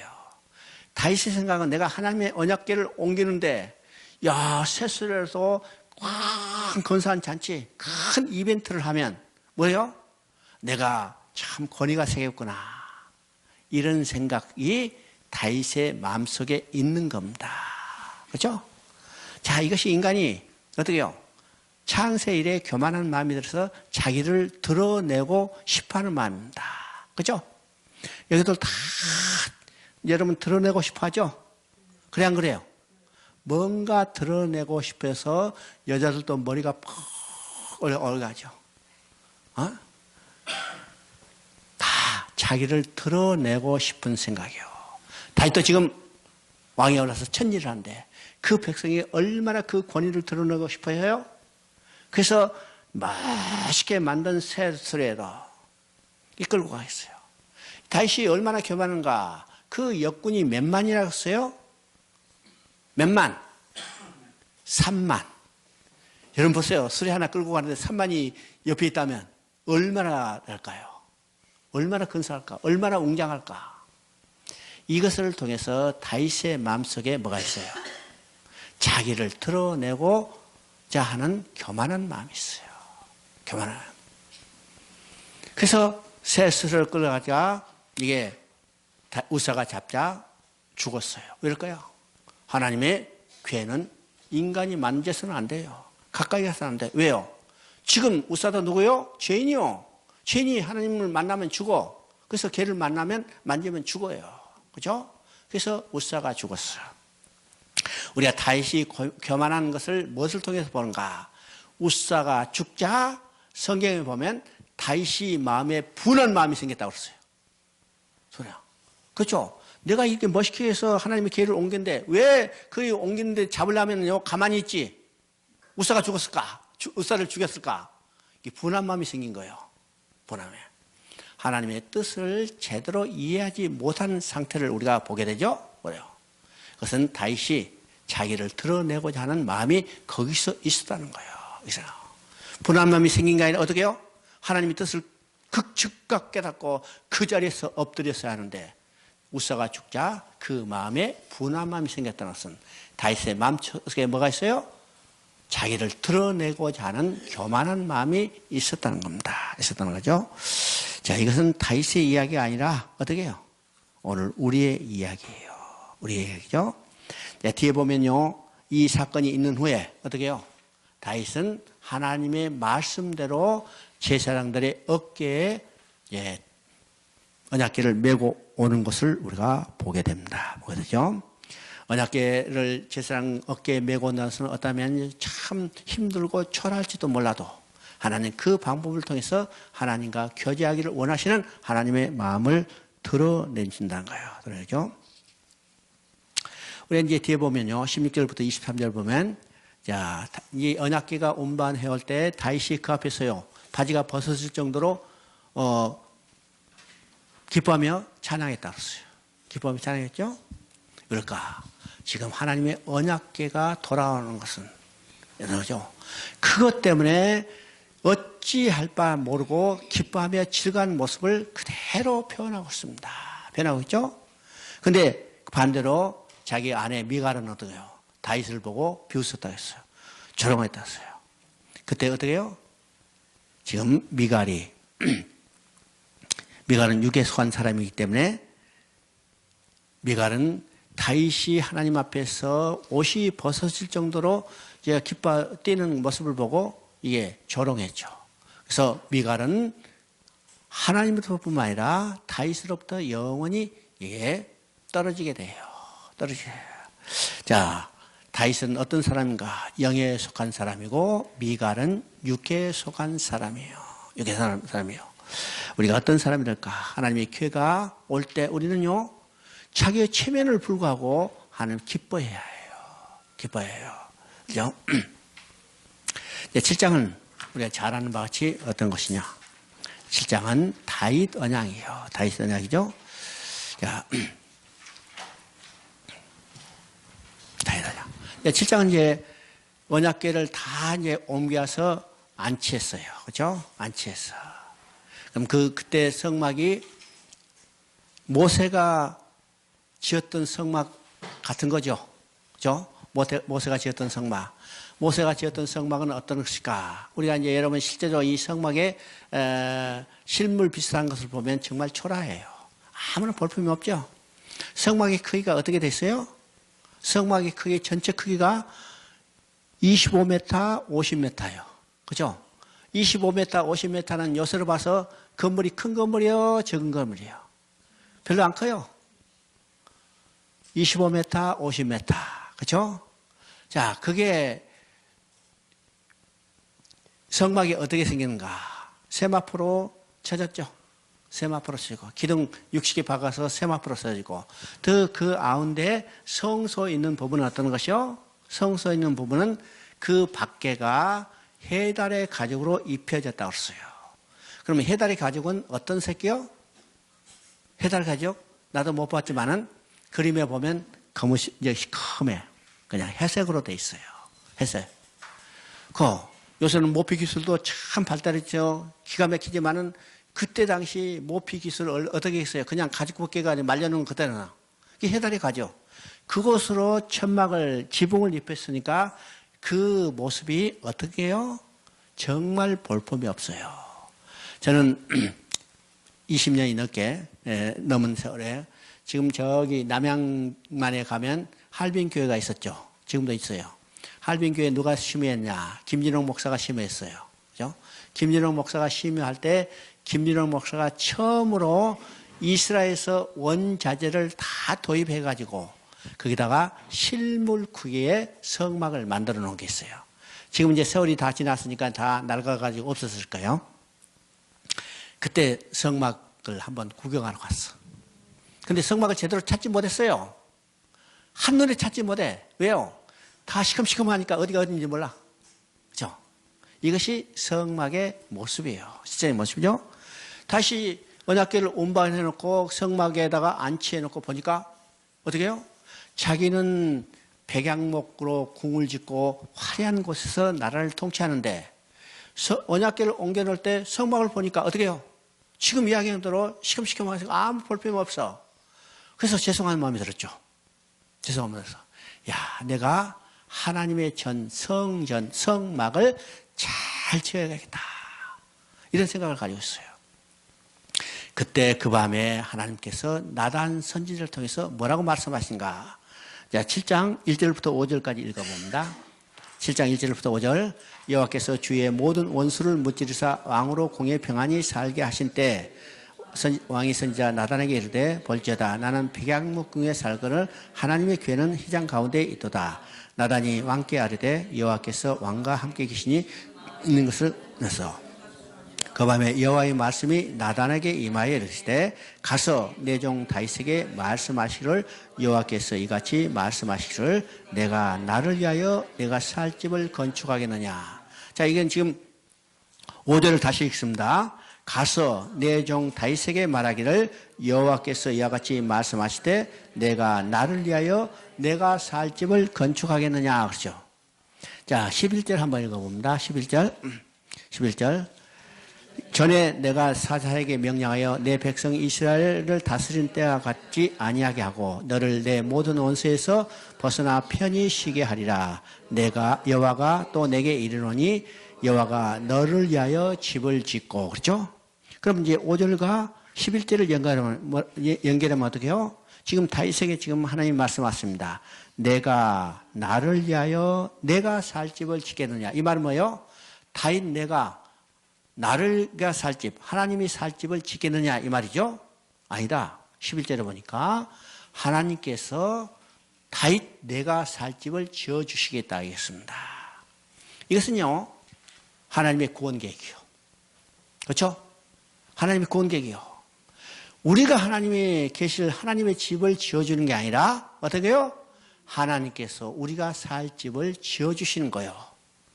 우리가 살 집은 어떤 것이요? 하나님의 집은 어떤 것이요? 하나님의 집은 다른 말하면 천국이죠. 천국. 우리가 살 집은 어떤 집이요? 아버지 집 천국이요. 그러니까 이게는 하나님께서 천국을 지어주시겠다는 거예요. 아버지 집, 우리가 살 집을 지어주시겠다는 것이요. 이것이 바로 하나님의 구원 계획이죠. 인간 누구도 하나님이 계실 천국을 지어줄 자가 없어. 지을 자 있어요? 없어요? 없어요. 반대로 하나님께서 우리가 거처할 천국을 지어주시는 거예요. 그러면 하나님이 우리가 거처할 천국을 지어준다. 그러면 어떤 방법으로 지어주세요? 어떤 방법으로 지어주세요? 어떤 방법으로 어디에 지어줄까? 이게 궁금하죠? 봤으면 좋겠는데. 그래서 오늘날 천국 갔다 온 사람들 많이 있죠? 보고 온 사람들 많이 있어. 여러분 그것에 현혹되지 마세요. 우리는 성경을 통해서 믿어야 해요. 그죠? 성경을 통해서. 그러면 하나님이 우리가 살 집은 누구를 통해서 어떻게 지을까? 그죠? 누구를 통해서 어떻게 지을까? 유명한 목수를 통해서, 유명한 건축 기술자를 통해서 대리석으로 화려하게 잘 지을까? 이런 개념이 아닙니다. 우리가 살 집은 천국이에요. 우리가 살 집은 천국인데 이 우리가 살 집 천국은 우리에게 어떤 방법으로 하나님께 지어주실까? 이것은 요한복음 14장 1절부터 3절까지를 통해서 명확하게 이야기해요. 요한복음 14장 1절부터 3절까지 읽어봅니다.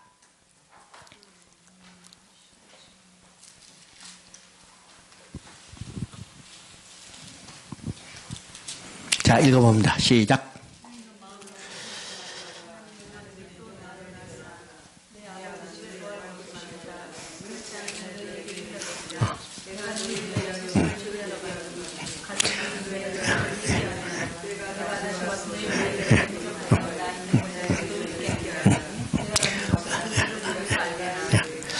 자, 이것은요, 지금, 사무엘 7장, 지금 하나님이 우리를, 살 집을 지어준다는 말과 관련이 있어요. 그죠? 너희는 마음에 근심하지 마. 하나님 믿으니 또 나를 믿으라. 지금 요한복음 14장, 15장, 16장은 어떤 행위예요? 우리가 쉽게 말해서 이제 다락방 강화라 그러죠? 왜일까? 이 예수님이 유월절 밤을 지키고 그 자리에서 떠나시기 전에 마지막으로 제자들에게 하신 말씀이기 때문에 이것을 다락방 강화라고 그래요. 그죠? 그러면 지금 14장 이전에는 12장, 13장을 보면 어떤 내용이요? 12장에서 예수님이 제자들에게 말해요. 이 일을 위하여 내가 이때 왔나이다. 이 일은 어떠리요? 십자가에 죽으실 일이죠. 이때 왔나이다. 그때가 됐다는 거예요. 됐다고죠. 그리고 13장에서는 그것을 실제적으로 어떤 극을 통해서 예수님이 떠나셔서 할 일을 이야기해요. 그 일이 어떤 것이요? 세족식이죠. 세족식. 물을 떠다가 제자들의 발을 씻어줬어요. 이것은 뭘 의미해요?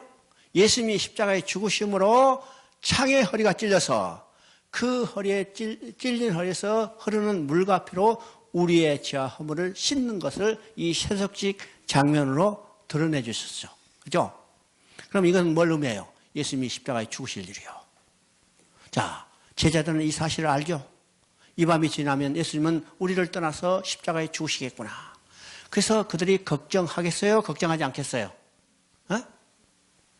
걱정하잖아요. 3년 동안 예수님을 따라다니면서 잘 먹고 잘 살았어. 잘 먹고 잘 살았죠? 그래서 안 그랬어요? 잘 먹고 잘 살았어요. 배고프다 하면요. 오병이에 빵 해가지고는 주니까 배가 부르고 남았더라. 배고픈 적 없잖아요.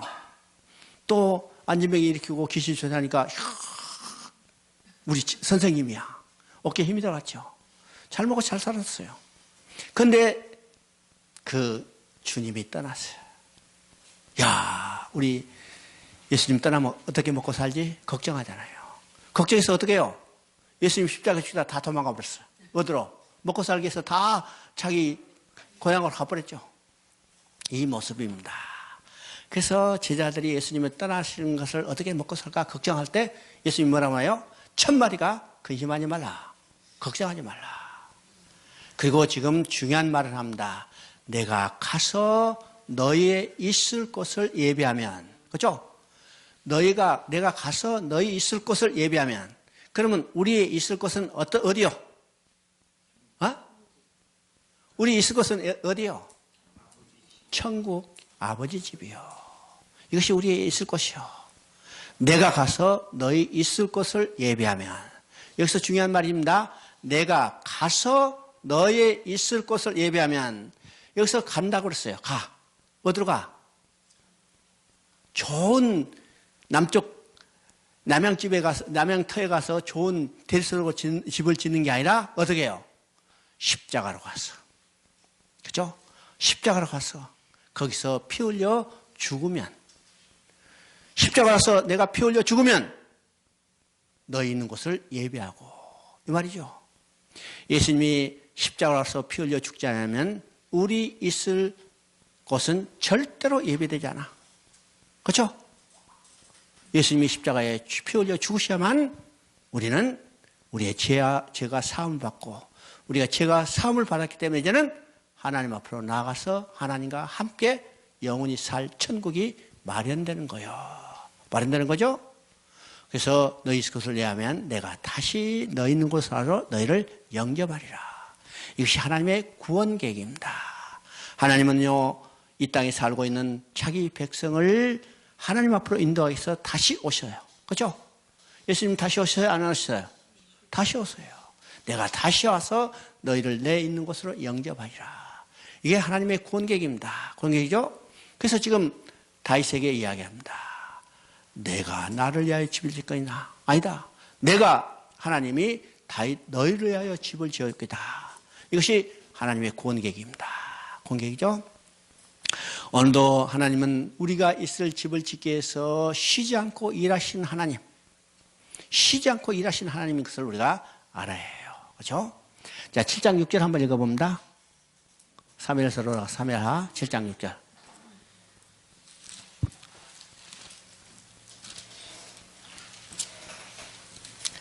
자, 내가 이스라엘 자손을 애굽에서 인도하여 낸 날부터 오늘까지 집에 살지 아니하고 장막과 성막 안에 다녔나니. 그렇죠? 다녔나니. 자, 여기서 지금 이 말은 어떤 개념일까? 애굽에서 너희를 건져낸 날부터 내가 집에 거하지 아니하고 성막과 장막에서 다녔나니. 그렇죠? 다녔나니. 그러면 이 개념은 어떤 개념이요? 지금 두 가지 중요한 개념이 있죠? 집이 개념이 있고 또 하나는 뭐냐면 성막과 장막. 그죠? 성막과 장막. 이 두 개념이 대비되어 있습니다. 그죠? 애굽에서 건져낸 날부터 내가 집에 거하지 아니하고 성막과 장막 안에서 다녔나니. 그죠? 그러면 이 개념은 어떤 개념이에요? 여기서 집이라는 개념은 옮길 수 없는 고정된 건물을 이야기합니다. 그죠? 옮길 수 없는 고정된 건물. 그러면 지금 이 집 있죠? 왜요? 이 집은 지금 옮길 수 있어요? 없어요? 어? 옮길 수 없어요. 옮기려면 다 뜯어버려요. 옮길 수 없어. 이 옮길 수 없는 고정된 건물은 어떤 의미인가? 이거는 쉬는 개념입니다. 쉬는 개념이요. 야, 이게 다 이제 공부가 끝나고 여러분 집에 가. 그죠? 어떤 사람이 회사에 출근했어. 회사 일 다 마치고 퇴근 시간이니까 나 집에 가야겠다. 그러면 그 집에 가야겠다는 개념은 어떤 것이요? 집에 쉬러 간다는 거예요. 집에 가야겠다. 내가 집에 일하러 가는 게 아니죠. 물론 설거지로 갈지 몰라도 하여튼 집에 간다는 것은 쉬러 가는 개념이에요. 그러니까 여기서 집의 개념은 어떤 것이요? 쉬는 개념이에요. 쉬는 개념. 그러면 너희를 애굽에서 건져낸 날부터 내가 집에 거하지 않고, 다른 말하면요, 쉬지 않고. 그죠? 그러면 지금 하나님은 어떤 하나님이요? 일하고 계신 하나님이요? 쉬고 계신 하나님이요? 쉬고 계신 하나님이라 일하고 계신 하나님이죠. 이것이 어디서 병행되냐면 요한복음 5장 17절에 내 아버지께서 지금까지 일하시니, 그죠? 내 아버지 성부 하나님은 쉬고 계신 하나님이 아니라 일하고 계신 하나님. 일하고 계신 하나님. 언제부터? 출애굽부터. 아니, 창세부터 지금 일하시고 지금까지 일하시고 예수님이 다시 오실 때까지 쉬고 계신 하나님이 아니라 일하고 계신 하나님. 그 일은 어떤 일이요? 자기 백성을 찾는 일이요. 자기 백성을 찾는 일. 여러분, 부모가 자식을 잃었으면 오늘 휴일이니까 찾지 말자. 푹 쉬고 내일 찾자. 그런 부모 있어요? 어? 그건 부모 아니죠. 밤낮으로 찾는 거예요. 언제까지? 찾을 때까지. 만약 찾지 못하면 죽을 때 눈 감고 죽지도 못하고 끝까지 찾으는 것이 부모의 마음이듯이 하나님도 똑같아요. 쉬지 않고 하나님의 구원계획을 이루어 가신 하나님. 그러면 성막과 천막은 어떤 것일까? 이건 수시로 옮겨 다닐 수 있겠죠? 옮길 수 있는 거예요. 우리 캠핑 갈 때 천막 들고 가. 그는 쳤다가 다시 뜯어서 그대로 가죠. 또 딴 데 갈 때 그거 써먹어. 이게 가장 명확히 나타나는 것이 군인들이요. 군인들의 군장 속에 뭐가 들어있어요? 천막이 들어있어요. 왜요? 이 전선을 수시로 옮기기 때문에 언제라도 옮기고 또 치고 할 수 있도록 이 하는 건축물이 성막이죠? 성막이요. 내가 성막과 장막 안에서 다녔느니라고 했어요. 거기서 있었단 말이 아니고 다녔느니라. 잠깐만요. 이 말은 어떤 것인가? 다윗이란 천막 안에서 하나님이 함께 살주셨어요. 거기서 계시면서 함께 싸워주신 하나님. 모세가 이스라엘 백성을 건져낼 때는 모세라는 천막 속에서 하나님이 함께 계시며 그를 위하여 싸워주셨어. 여호수아가 가나안 땅을 정복할 때는 여호수아라는 천막 속에서 하나님이 함께 계시며 그들을 싸워주셨어요. 오늘 그 장막이 어디에 지어졌어요? 어? 오늘 장막이 어디에 지어졌어요? 내 안에 지어졌잖아요. 내 안에 지어졌어. 이 장막에서 하나님이 함께 계시며 함께 다니시는 거예요. 함께 다녀요. 하나님은 우리와 동행하시며 우리를 위하여 싸워주시는 하나님.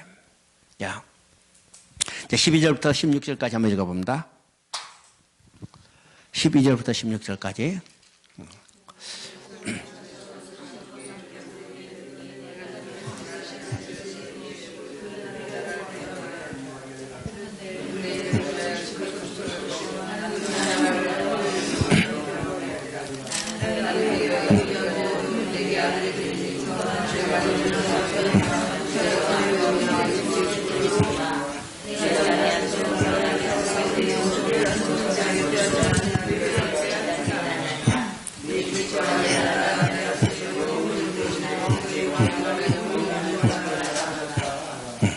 자, 이것은 이제 우리가 신학적으로 다윗 언약이라 합니다. 다윗 언약. 그러면 구약 성경은 어떤 것인가? 아브라함에게 주신 약속, 다윗에게 주신 약속. 구약 성경은 이 두 언약, 두 사람에게 주신 언약을 성취해 가는 하나님의 일을 기록해 놓은 것을 이라고 볼 수가 있죠. 그래서 마태복음 1장 1절에 첫 절이 뭐랬어요? 아브라함과 다윗의 자손 예수 그리스도의 세계라. 그죠? 그러면 우리가 족보를 볼 때 족보 첫사람과 마지막 사람을 우리가 본다고 그랬어요. 그러면 그 속에 모든 이 역사는 뭘로 정리하는가? 이 족보 이름이 나오는 사람을 통해서 다 정리되어 버렸어요. 정리죠? 자, 그게 구체적인 사실이 나오지 않지만은 그 사람의 이름을 통해서 첫사람과 마지막 사람의 모든 역사를 함축해서 딱 해서. 그럼 지금 구약에 뭐라 했어요? 여기 이 족보에 뭐라 했어요? 아브라함과 다윗의 자손 예수 그리스도의 세계라. 그죠? 그러면 아브라함과 다윗은 어떠면요? 구약 전체를 다 요약해버리는 거예요. 그럼 구약 전체는 뭔가? 한마디로 아브라함과 다윗의 약속을 성취해가는 하나님의 일을 기록한 거고 그 성취로 누구냐? 예수가 메시아, 여자의 후손으로 태어났다는 것을 증거하는 겁니다. 증거하는 거죠. 그러면 구약 성경 전체는 아브라함과 다윗에 주신 약속. 그럼 우리가 지금까지는 중심이 뭐냐면 아브라함에 주신 약속이 중심이었죠. 그런데 지금 다윗의 왕위가 오르자 하나님께서는 다윗에게 약속을 주시는 겁니다. 약속을 주세요. 여기서 중요한 것은요. 다윗이 왕이라는 것을 강조하고 그 왕위는 절대로 폐해지지 않고 견고하리라는 것을 강조하는 겁니다. 그래서 마태복음 우리가 1장 17절의 족보를 봤어요. 아브라함부터 다윗까지 14대고 다윗부터 바벨론까지 14대고 바벨론부터 예수까지 14대라는 것은 이건 왕정의 중심으로 지금 이해하게 한 거죠. 아브라함부터 다윗까지는 왕정을 준비하는 단계고 또 다윗부터 바벨론까지는 왕정이 세워지고 그 왕정이 쇠퇴하는 것을 이야기하고 그 다음에 바벨론부터 예수까지는 이제는 쇠퇴된 왕정을 하나님께서 다시 회복시켜서 그 왕을 견고히 세우기 위해서 이야기하죠. 그러면 예수는 뭐요? 그 왕위가 영원한 왕이죠. 영원한 왕이에요. 그래서 이게 이 마태복음 1장 17절 족보가 의미가 무엇인가를 생각해 봐요. 지금 하나님은 지금 다윗에게 약속을 주죠. 다윗에게 약속을 주죠. 그러면 지금 이 언약은 근본적으로 아브라함이 주신 언약과 동일한 언약이에요. 아브라함이 주신 언약이 뭐냐면 내가 너로 큰 나라를 이루리라. 그죠? 큰 나라를. 여기서 핵심은 큰 나라를 이룬다 그랬어요. 큰 나라. 그럼 그 큰 나라는 어떤 나라예요? 큰 나라는 예수 그리스도를 통해서 천국에 들어서 하나님과 영원히 함께 살면서 누리게 될 이 나라. 이것이 메시아 왕국의 이야기예요. 메시아 왕국이죠. 그러니까 아브라함도 바로 큰 나라를 이루겠다 했어요. 그럼 지금 다윗에 뭐예요? 다윗에도 어떤 약속을 줬어요? 12절 보니까 내 몸에서 내 씨를 내 뒤에서 그의 나라를 견고하게 하고. 누구를 통해서? 다윗의 후손을 통해서. 다윗의 후손을. 또 아브라함에게도 똑같죠. 내가 너로 큰 나라를 이루겠다. 누구를 통해서? 그 후손을 통해서. 그러니까 아브라함이 주신 약속이나 다윗이 주신 약속이나 그들의 후손을 통해서 하나님은 큰 나라를 세우겠다는 거예요. 세우겠죠? 그 다음에 13절에 보니까 그는 내 이름을 위하여 집을 건축할 것이요 나는 그의 나라 왕위를 영원히 경고하리라. 다윗의 후손 가운데 나라를 세우고 다윗의 후손을 통해서 집을 세우겠다 그러죠. 여기서 집은 성전을 이야기합니다. 성전을 이야기. 그럼 보세요. 지금 성전도 곧 어떤 것이요? 하나님과 인간이 함께 사는 처소고 나라도 하나님이 통치하는 나라야. 이게 같은 개념입니다. 실제로는 같은 개념이요. 그러면 1차적으로 이것이 누구에서 성취됐을까? 다윗의 아들 솔로몬에 의해서 성취됐죠. 솔로몬에 의해서 다윗의 왕위를 이어받았어요. 솔로몬이 그 집을 건축했어요. 곧 성전, 하나님의 전을 건축했어요. 그런데 우리가 16절을 보니까 내 집과 내 나라가 내 앞에서 영원히 보존되고 내 왕위가 영원히 견고하리라고 했습니다. 여기서 뭐라고 써요? 내 집과 내 나라가 내 앞에서 영원히 보존되고 내 왕위가 영원히 견고하리라. 여기서 영원이라는 말이 나오죠. 영원이라는 말인데. 그럼 생각해 봅니다. 지금 솔로몬이 다윗의 왕위를 이어받고 솔로몬이 성전을 건축했는데 솔로몬이 이어받은 왕위는 영원히 갔어요? 영원히 갔어? 아니요. 솔로몬 아들들에서 두 나라로 분열됐고 결국은 멸망하고 말았어요. 솔로몬이 이어받은 왕위가 영원히 간 게 아니죠? 솔로몬이 성전을 건축했는데 그 집이 영원히 견고했어요? 아니죠. 유다의 멸망받을 때, 바벨론에서 유다가 멸망받을 때 그 성전도 불에 타고 없어졌어요. 그러면 이 약속은 여기 이행되지 않은 건가? 성취되지 않은 건가? 성취됐다는 거예요. 누구를 통해서? 다윗의 후손으로 오실 예수 그리스도에 의해서. 예수 그리스도가 통치하는 나라는 영원한 나라죠. 예수 그리스도는 영원한 성전을 세운 거예요. 예수 그리스도는 참 성전을 이 땅에 주셨고 그는 참 성전을 보여주죠. 그렇기 때문에 이 약속은 누구에서 성취되는가? 곧 다윗의 후손으로 오실 메시아 예수 그리스도를 통해서 성취될 것을 말하죠. 그러니까 이 약속은 근본적으로 누구의 주신 약속과 동일한가? 아브라함이 주신 약속과 동일해요. 그래서 마태복음 1장에 아브라함과 다윗의 자손 예수 그리스도의 세계라. 아브라함의 약속과 다윗의 약속에 주신 약속을 성취로 예수 그리스도가 오셨다는 것을 증거하고 있습니다. 자, 14절, 15절을 보면 어떻게 되어 있어요? 자, 14절에 보니까 그가 만일 죄를 범하면, 그죠? 그가 만일 죄를 범하면, 물론 여기서 정확한 의미로 꼬집어 이야기한다면 이제 솔로몬 이야기죠. 솔로몬뿐만 아니라 모든 인간들을 이야기합니다. 솔로몬은 범죄했어요? 다윗도 범죄하고 그 모든 사람이 다 범죄했어요. 솔로몬 후대의 모든 왕들도 다 범죄했죠. 그러니까 모든 인간 다 범죄할 것을 아셨어요. 그죠? 그가 만일 죄를 범하면 내가 사람의 매와 인생 채찍으로 징계하리냐. 자, 15절에 보니까 내가 내 앞에서 물러나게 한 사울에게서 내 은총을 빼앗은 것처럼 그에게서는 빼앗지 아니하리라. 이게 중요한 의미가 있습니다. 지금 범죄할 것을 알고 계셨어요. 만약 죄를 범하면 어떻게 해요? 죄를 범하면 사람의 매와 인생 채찍으로 징계하려냐. 내 앞에서 사울에서 빼앗은 것 같은 은총은 빼앗기지 아니라. 그죠? 사울은 왜 은총을 빼앗겼어? 왜 왕위를 버림받았어요? 그가 메시아 언약의 기초에 세워진 왕이 아니기 때문이에요. 그런데 다윗은 지금 어떻게 해요? 메시아 언약의 기초에 세워진 왕이기 때문에 만약 은총을 빼앗아버린다면 중요한 문제가 뭐예요? 은총을 빼앗아버린다면 다윗에게 주신 언약을 성취할 수 없죠.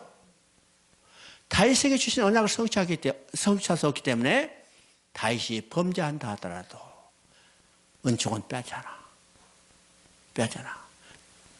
대신 뭐라고요? 사람의 인생 채찍으로 징계를 받는 겁니다. 이것은 오늘 우리에게 그대로 적용되는 거예요. 오늘 우리는 누구예요? 언약의 백성이에요. 그렇죠? 언약의 백성이에요. 만약 우리가 범죄해요. 범죄할 수밖에 없어. 범죄 안 한다면 하나님을 거짓말하는다고 만든다고 했으니까 우리는 반드시 죄를 지을 수밖에 없죠. 죄를 지을 수밖에 없지만은 어떻게 했어요? 은총은 빼앗기지 않았어요. 이 말은 어제 이야기한 것처럼 다시 정죄받지 않아. 정죄받지 않아. 다시 정죄받지 않았으면 다시 지옥에 떨어지지 않아. 우리는 어디에 있냐? 은혜의 왕국에 있어요. 언약의 기초에 서진 은혜의 왕국에 있기 때문에 우리가 범죄하더라도 어떻게 해요? 은총은 빼앗기지 않고 대신 어떻게 해요? 사람의 인생체적으로 징계를 받아죠. 이것이 우리가 구원의 성도의 견인성을 이야기합니다. 오늘 이것에서 많은 논란들이 있지만은 우리가 확신히 할 건 뭐예요? 우리가 잘못했다 하더라도 다시 은총은 빼앗기지 않는다. 정죄받지 않는다. 이 확신이에요. 그러나 범죄한 것에 대해서는 우리가 반드시 징계받는다는 사실을 알아야 해요. 그렇죠? 왜요? 하나님은 공의의 하나님이에요. 그래서 잘못한 것은 반드시 뭐가요? 때려요. 여러분 자식이 잘못했는데 가만둬요? 두들겨 패야죠. 목적이 뭐예요? 죽으라고? 아니잖아요. 죽도록 두들겨 패지만은 죽으란 말이 아니요. 그렇죠? 죽도록 패지만은 죽으란 말이 아니고 어떻게 해요? 회개하고 돌아오란 말이에요. 이건 뭐 때문에? 사랑 때문이에요. 사랑 때문에. 미워서 그런 게 아니죠. 사랑하기 때문에 잘못된 자식이 올바른 길로 가도록 죽도록 패는 거예요. 죽으라고 패는 게 아니라 목적이 뭐예요? 돌아오라고.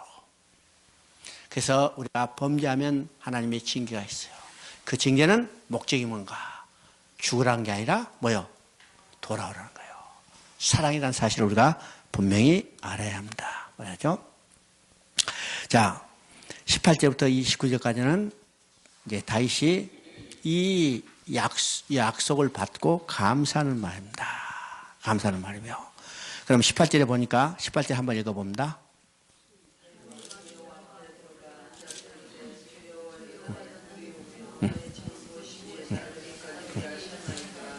자, 이건 우리가 고백할 말입니다. 우리가 고백할 말이죠. 다시 주여하여 나는 누구이면 내 집이 무엇이간데 나를 여기까지 이르게 하셨나이까. 그죠? 다시는 본래 어떤 사람이요? 목동에 불과해요. 어떤 자격이나 조건이 있는 게 아니라 아무 볼품 없는 자. 그를 하나님이 부르셔서 어떻게 해요? 지금 왕위로 삼아주셨어요. 삼아주셨죠? 그래서 다윗이 이 언약을 받은 후에 하나님 앞에 찬양하는 거죠. 주 여호와여 나는 누구이면 내 집이 무엇이간데 나로 여기까지 이르게 하는가. 하나님이 다윗을 주권적으로 택해 주시고 그를 세우지 않았다면 다윗은 왕위가 될 수 없죠. 그는 평생 목동으로 지냈을 겁니다. 목동으로 지낼 거죠. 여러분을 하나님이 부르셨어요. 하나님이 부르셨어. 그래서 여러분을 누구로 만드셨어요? 여러분을 누구로 만드셨어요? 왕 같은 제사장으로 만드시고 여러분을 부르셔서 왕의 상에 함께 먹을 수 있도록 자격을 부여한 거예요. 그러면 내가 어떤 자격이나 공로가 있어야 아니라 전적으로 하나님의 주권적 택하심에 있죠. 우리가 신앙생활을 한다는 것은 어떤 것일까? 우리가 예배된다는 것은 어떤 것일까? 이 하나님의 주권적 선택, 이 은혜 앞에 감사하면서 찬양하는 것이 우리의 예배예요. 우리 아무것도 자랑할 것이 없다고 그랬습니다. 우리가 구약 성경에 나오는 모든 사람들을 보세요. 모든 사람들. 그들은 어떤 사람이요? 전적으로 부패한, 전적으로 타락한 인간. 다 내세울 것이 없죠. 자, 사울을 보세요. 사울도 결국 하나님이 그가 왕위로 세워주셨어요. 백성이 택했지만 그때 왕으로 세워졌는데 결국은 어떻게 해요? 하나님을 떠나서 우상을 숭배하고 범죄한 것을 보고 있죠. 다윗도 어떤 사람이요? 다윗도 그가 언약의 기초에 왕을 세워줬지만은 그도 범죄하게 돼요. 범죄하게 돼요.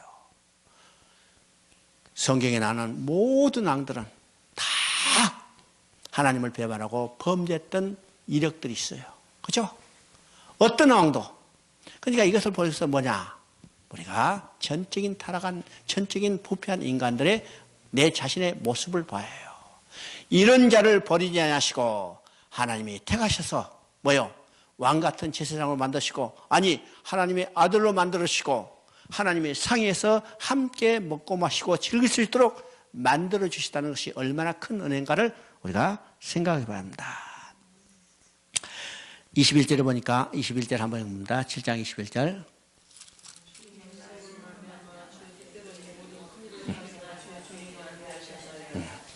여기서 주의 말씀으로 말하면 주의 뜻대로 이 모든 일을 행하사 주의 종에게 알게 하셨느니라. 여기서 주의 큰 일은 어떤 일일까요? 주의 큰 일. 주의 큰 일을. 이 모든 큰 일을 행하사, 주의 뜻대로 이 모든 큰 일을 행하사. 이런 성경에 보면요, 하나님의 큰 일이라는 말이 많은 곳에 나타나요. 그렇죠? 하나님의 큰 일. 하나님의 큰 일. 한번 볼까요? 여기서 지금 모든 큰 일 나왔죠. 요에서 2장 21절을 읽어봅니다.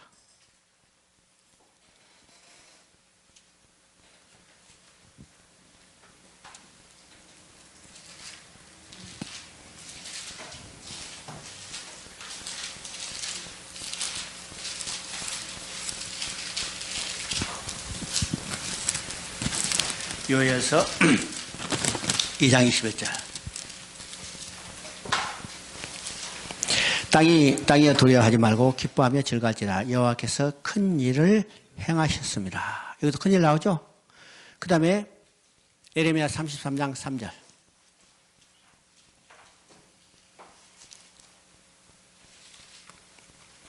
예레미야 33장 3절.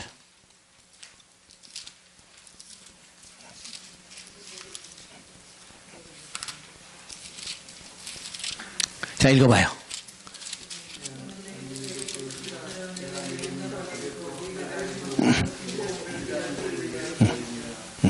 자, 그래서 이제 큰일이 나오죠. 신약성경에도 큰일이라는 말이 여러 군데 나와요. 그러면 하나님께서 하신 큰일은 어떤 일일까? 어떤 일일까? 어떤 이제 기도를 이제 강조하는 어떤 선교팀에서는 큰일을 할 때, 우리가 기도했더니 하나님이 큰 일을 행해서 저 인도네시아 쓰나미도 꽉 막아버렸다. 이렇게 이야기해요. 하나님이 큰 일. 못 들어봤어요?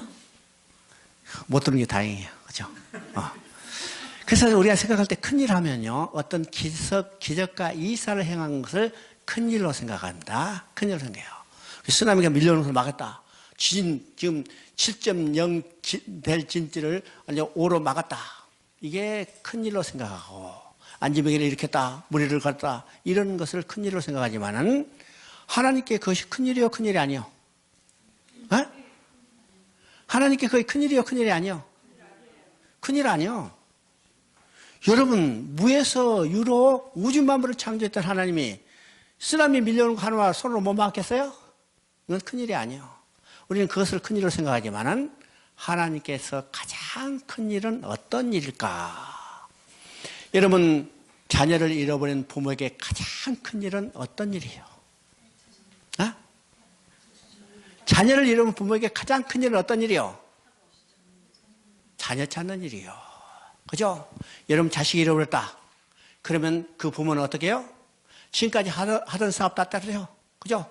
다니던 직장 그만둬. 집도 팔아. 차도 팔아. 무엇을 위해서? 자녀 찾기 위해서요. 그러니까 부모를 잃어버린, 이제 자녀를 잃어버린 부모에게 가장 큰 일은 자녀를 찾는 일이요.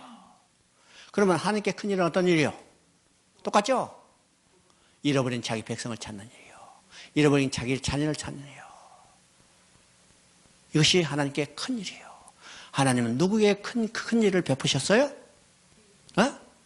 하나님은 누구에게 그 큰 일을 베푸셨어? 나에게 큰 일을 베푸셨잖아요.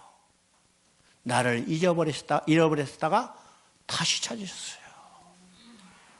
그래서 나에게 그 큰 일을 베풀어 주신 하나님께 감사할 수밖에 없죠. 하나님이 나를 찾지 않았다면 나는 어떻게 해요? 사단의 노예로 영원히 신음하며 지옥불에서 살 수밖에 없는 자들인 것을 우리가 생각하게 되는 겁니다. 자, 오전에 여기까지 하십시다. 하나님 아버지 참으로 감사합니다. 사무엘하 다윗을 이야기해서 통해서 하나님이 나를 위하여 해주신 일이 무엇인지를 깨달을 때 그저 하나님 앞에 감사, 찬양, 경배와 영광을 올릴 뿐입니다. 주여 우리를 긍휼히 여겨주셨고 우리를 성령의 역사를 우리를 붙들어 주셔서 오직 하나님 앞에 감사하며 찬송하는 믿음의 신실한 삶이 되도록 우리를 이끌어 주시옵소서. 이 모든 말씀 우리 주 예수 그리스도의 이름으로 기도드립니다. 아멘.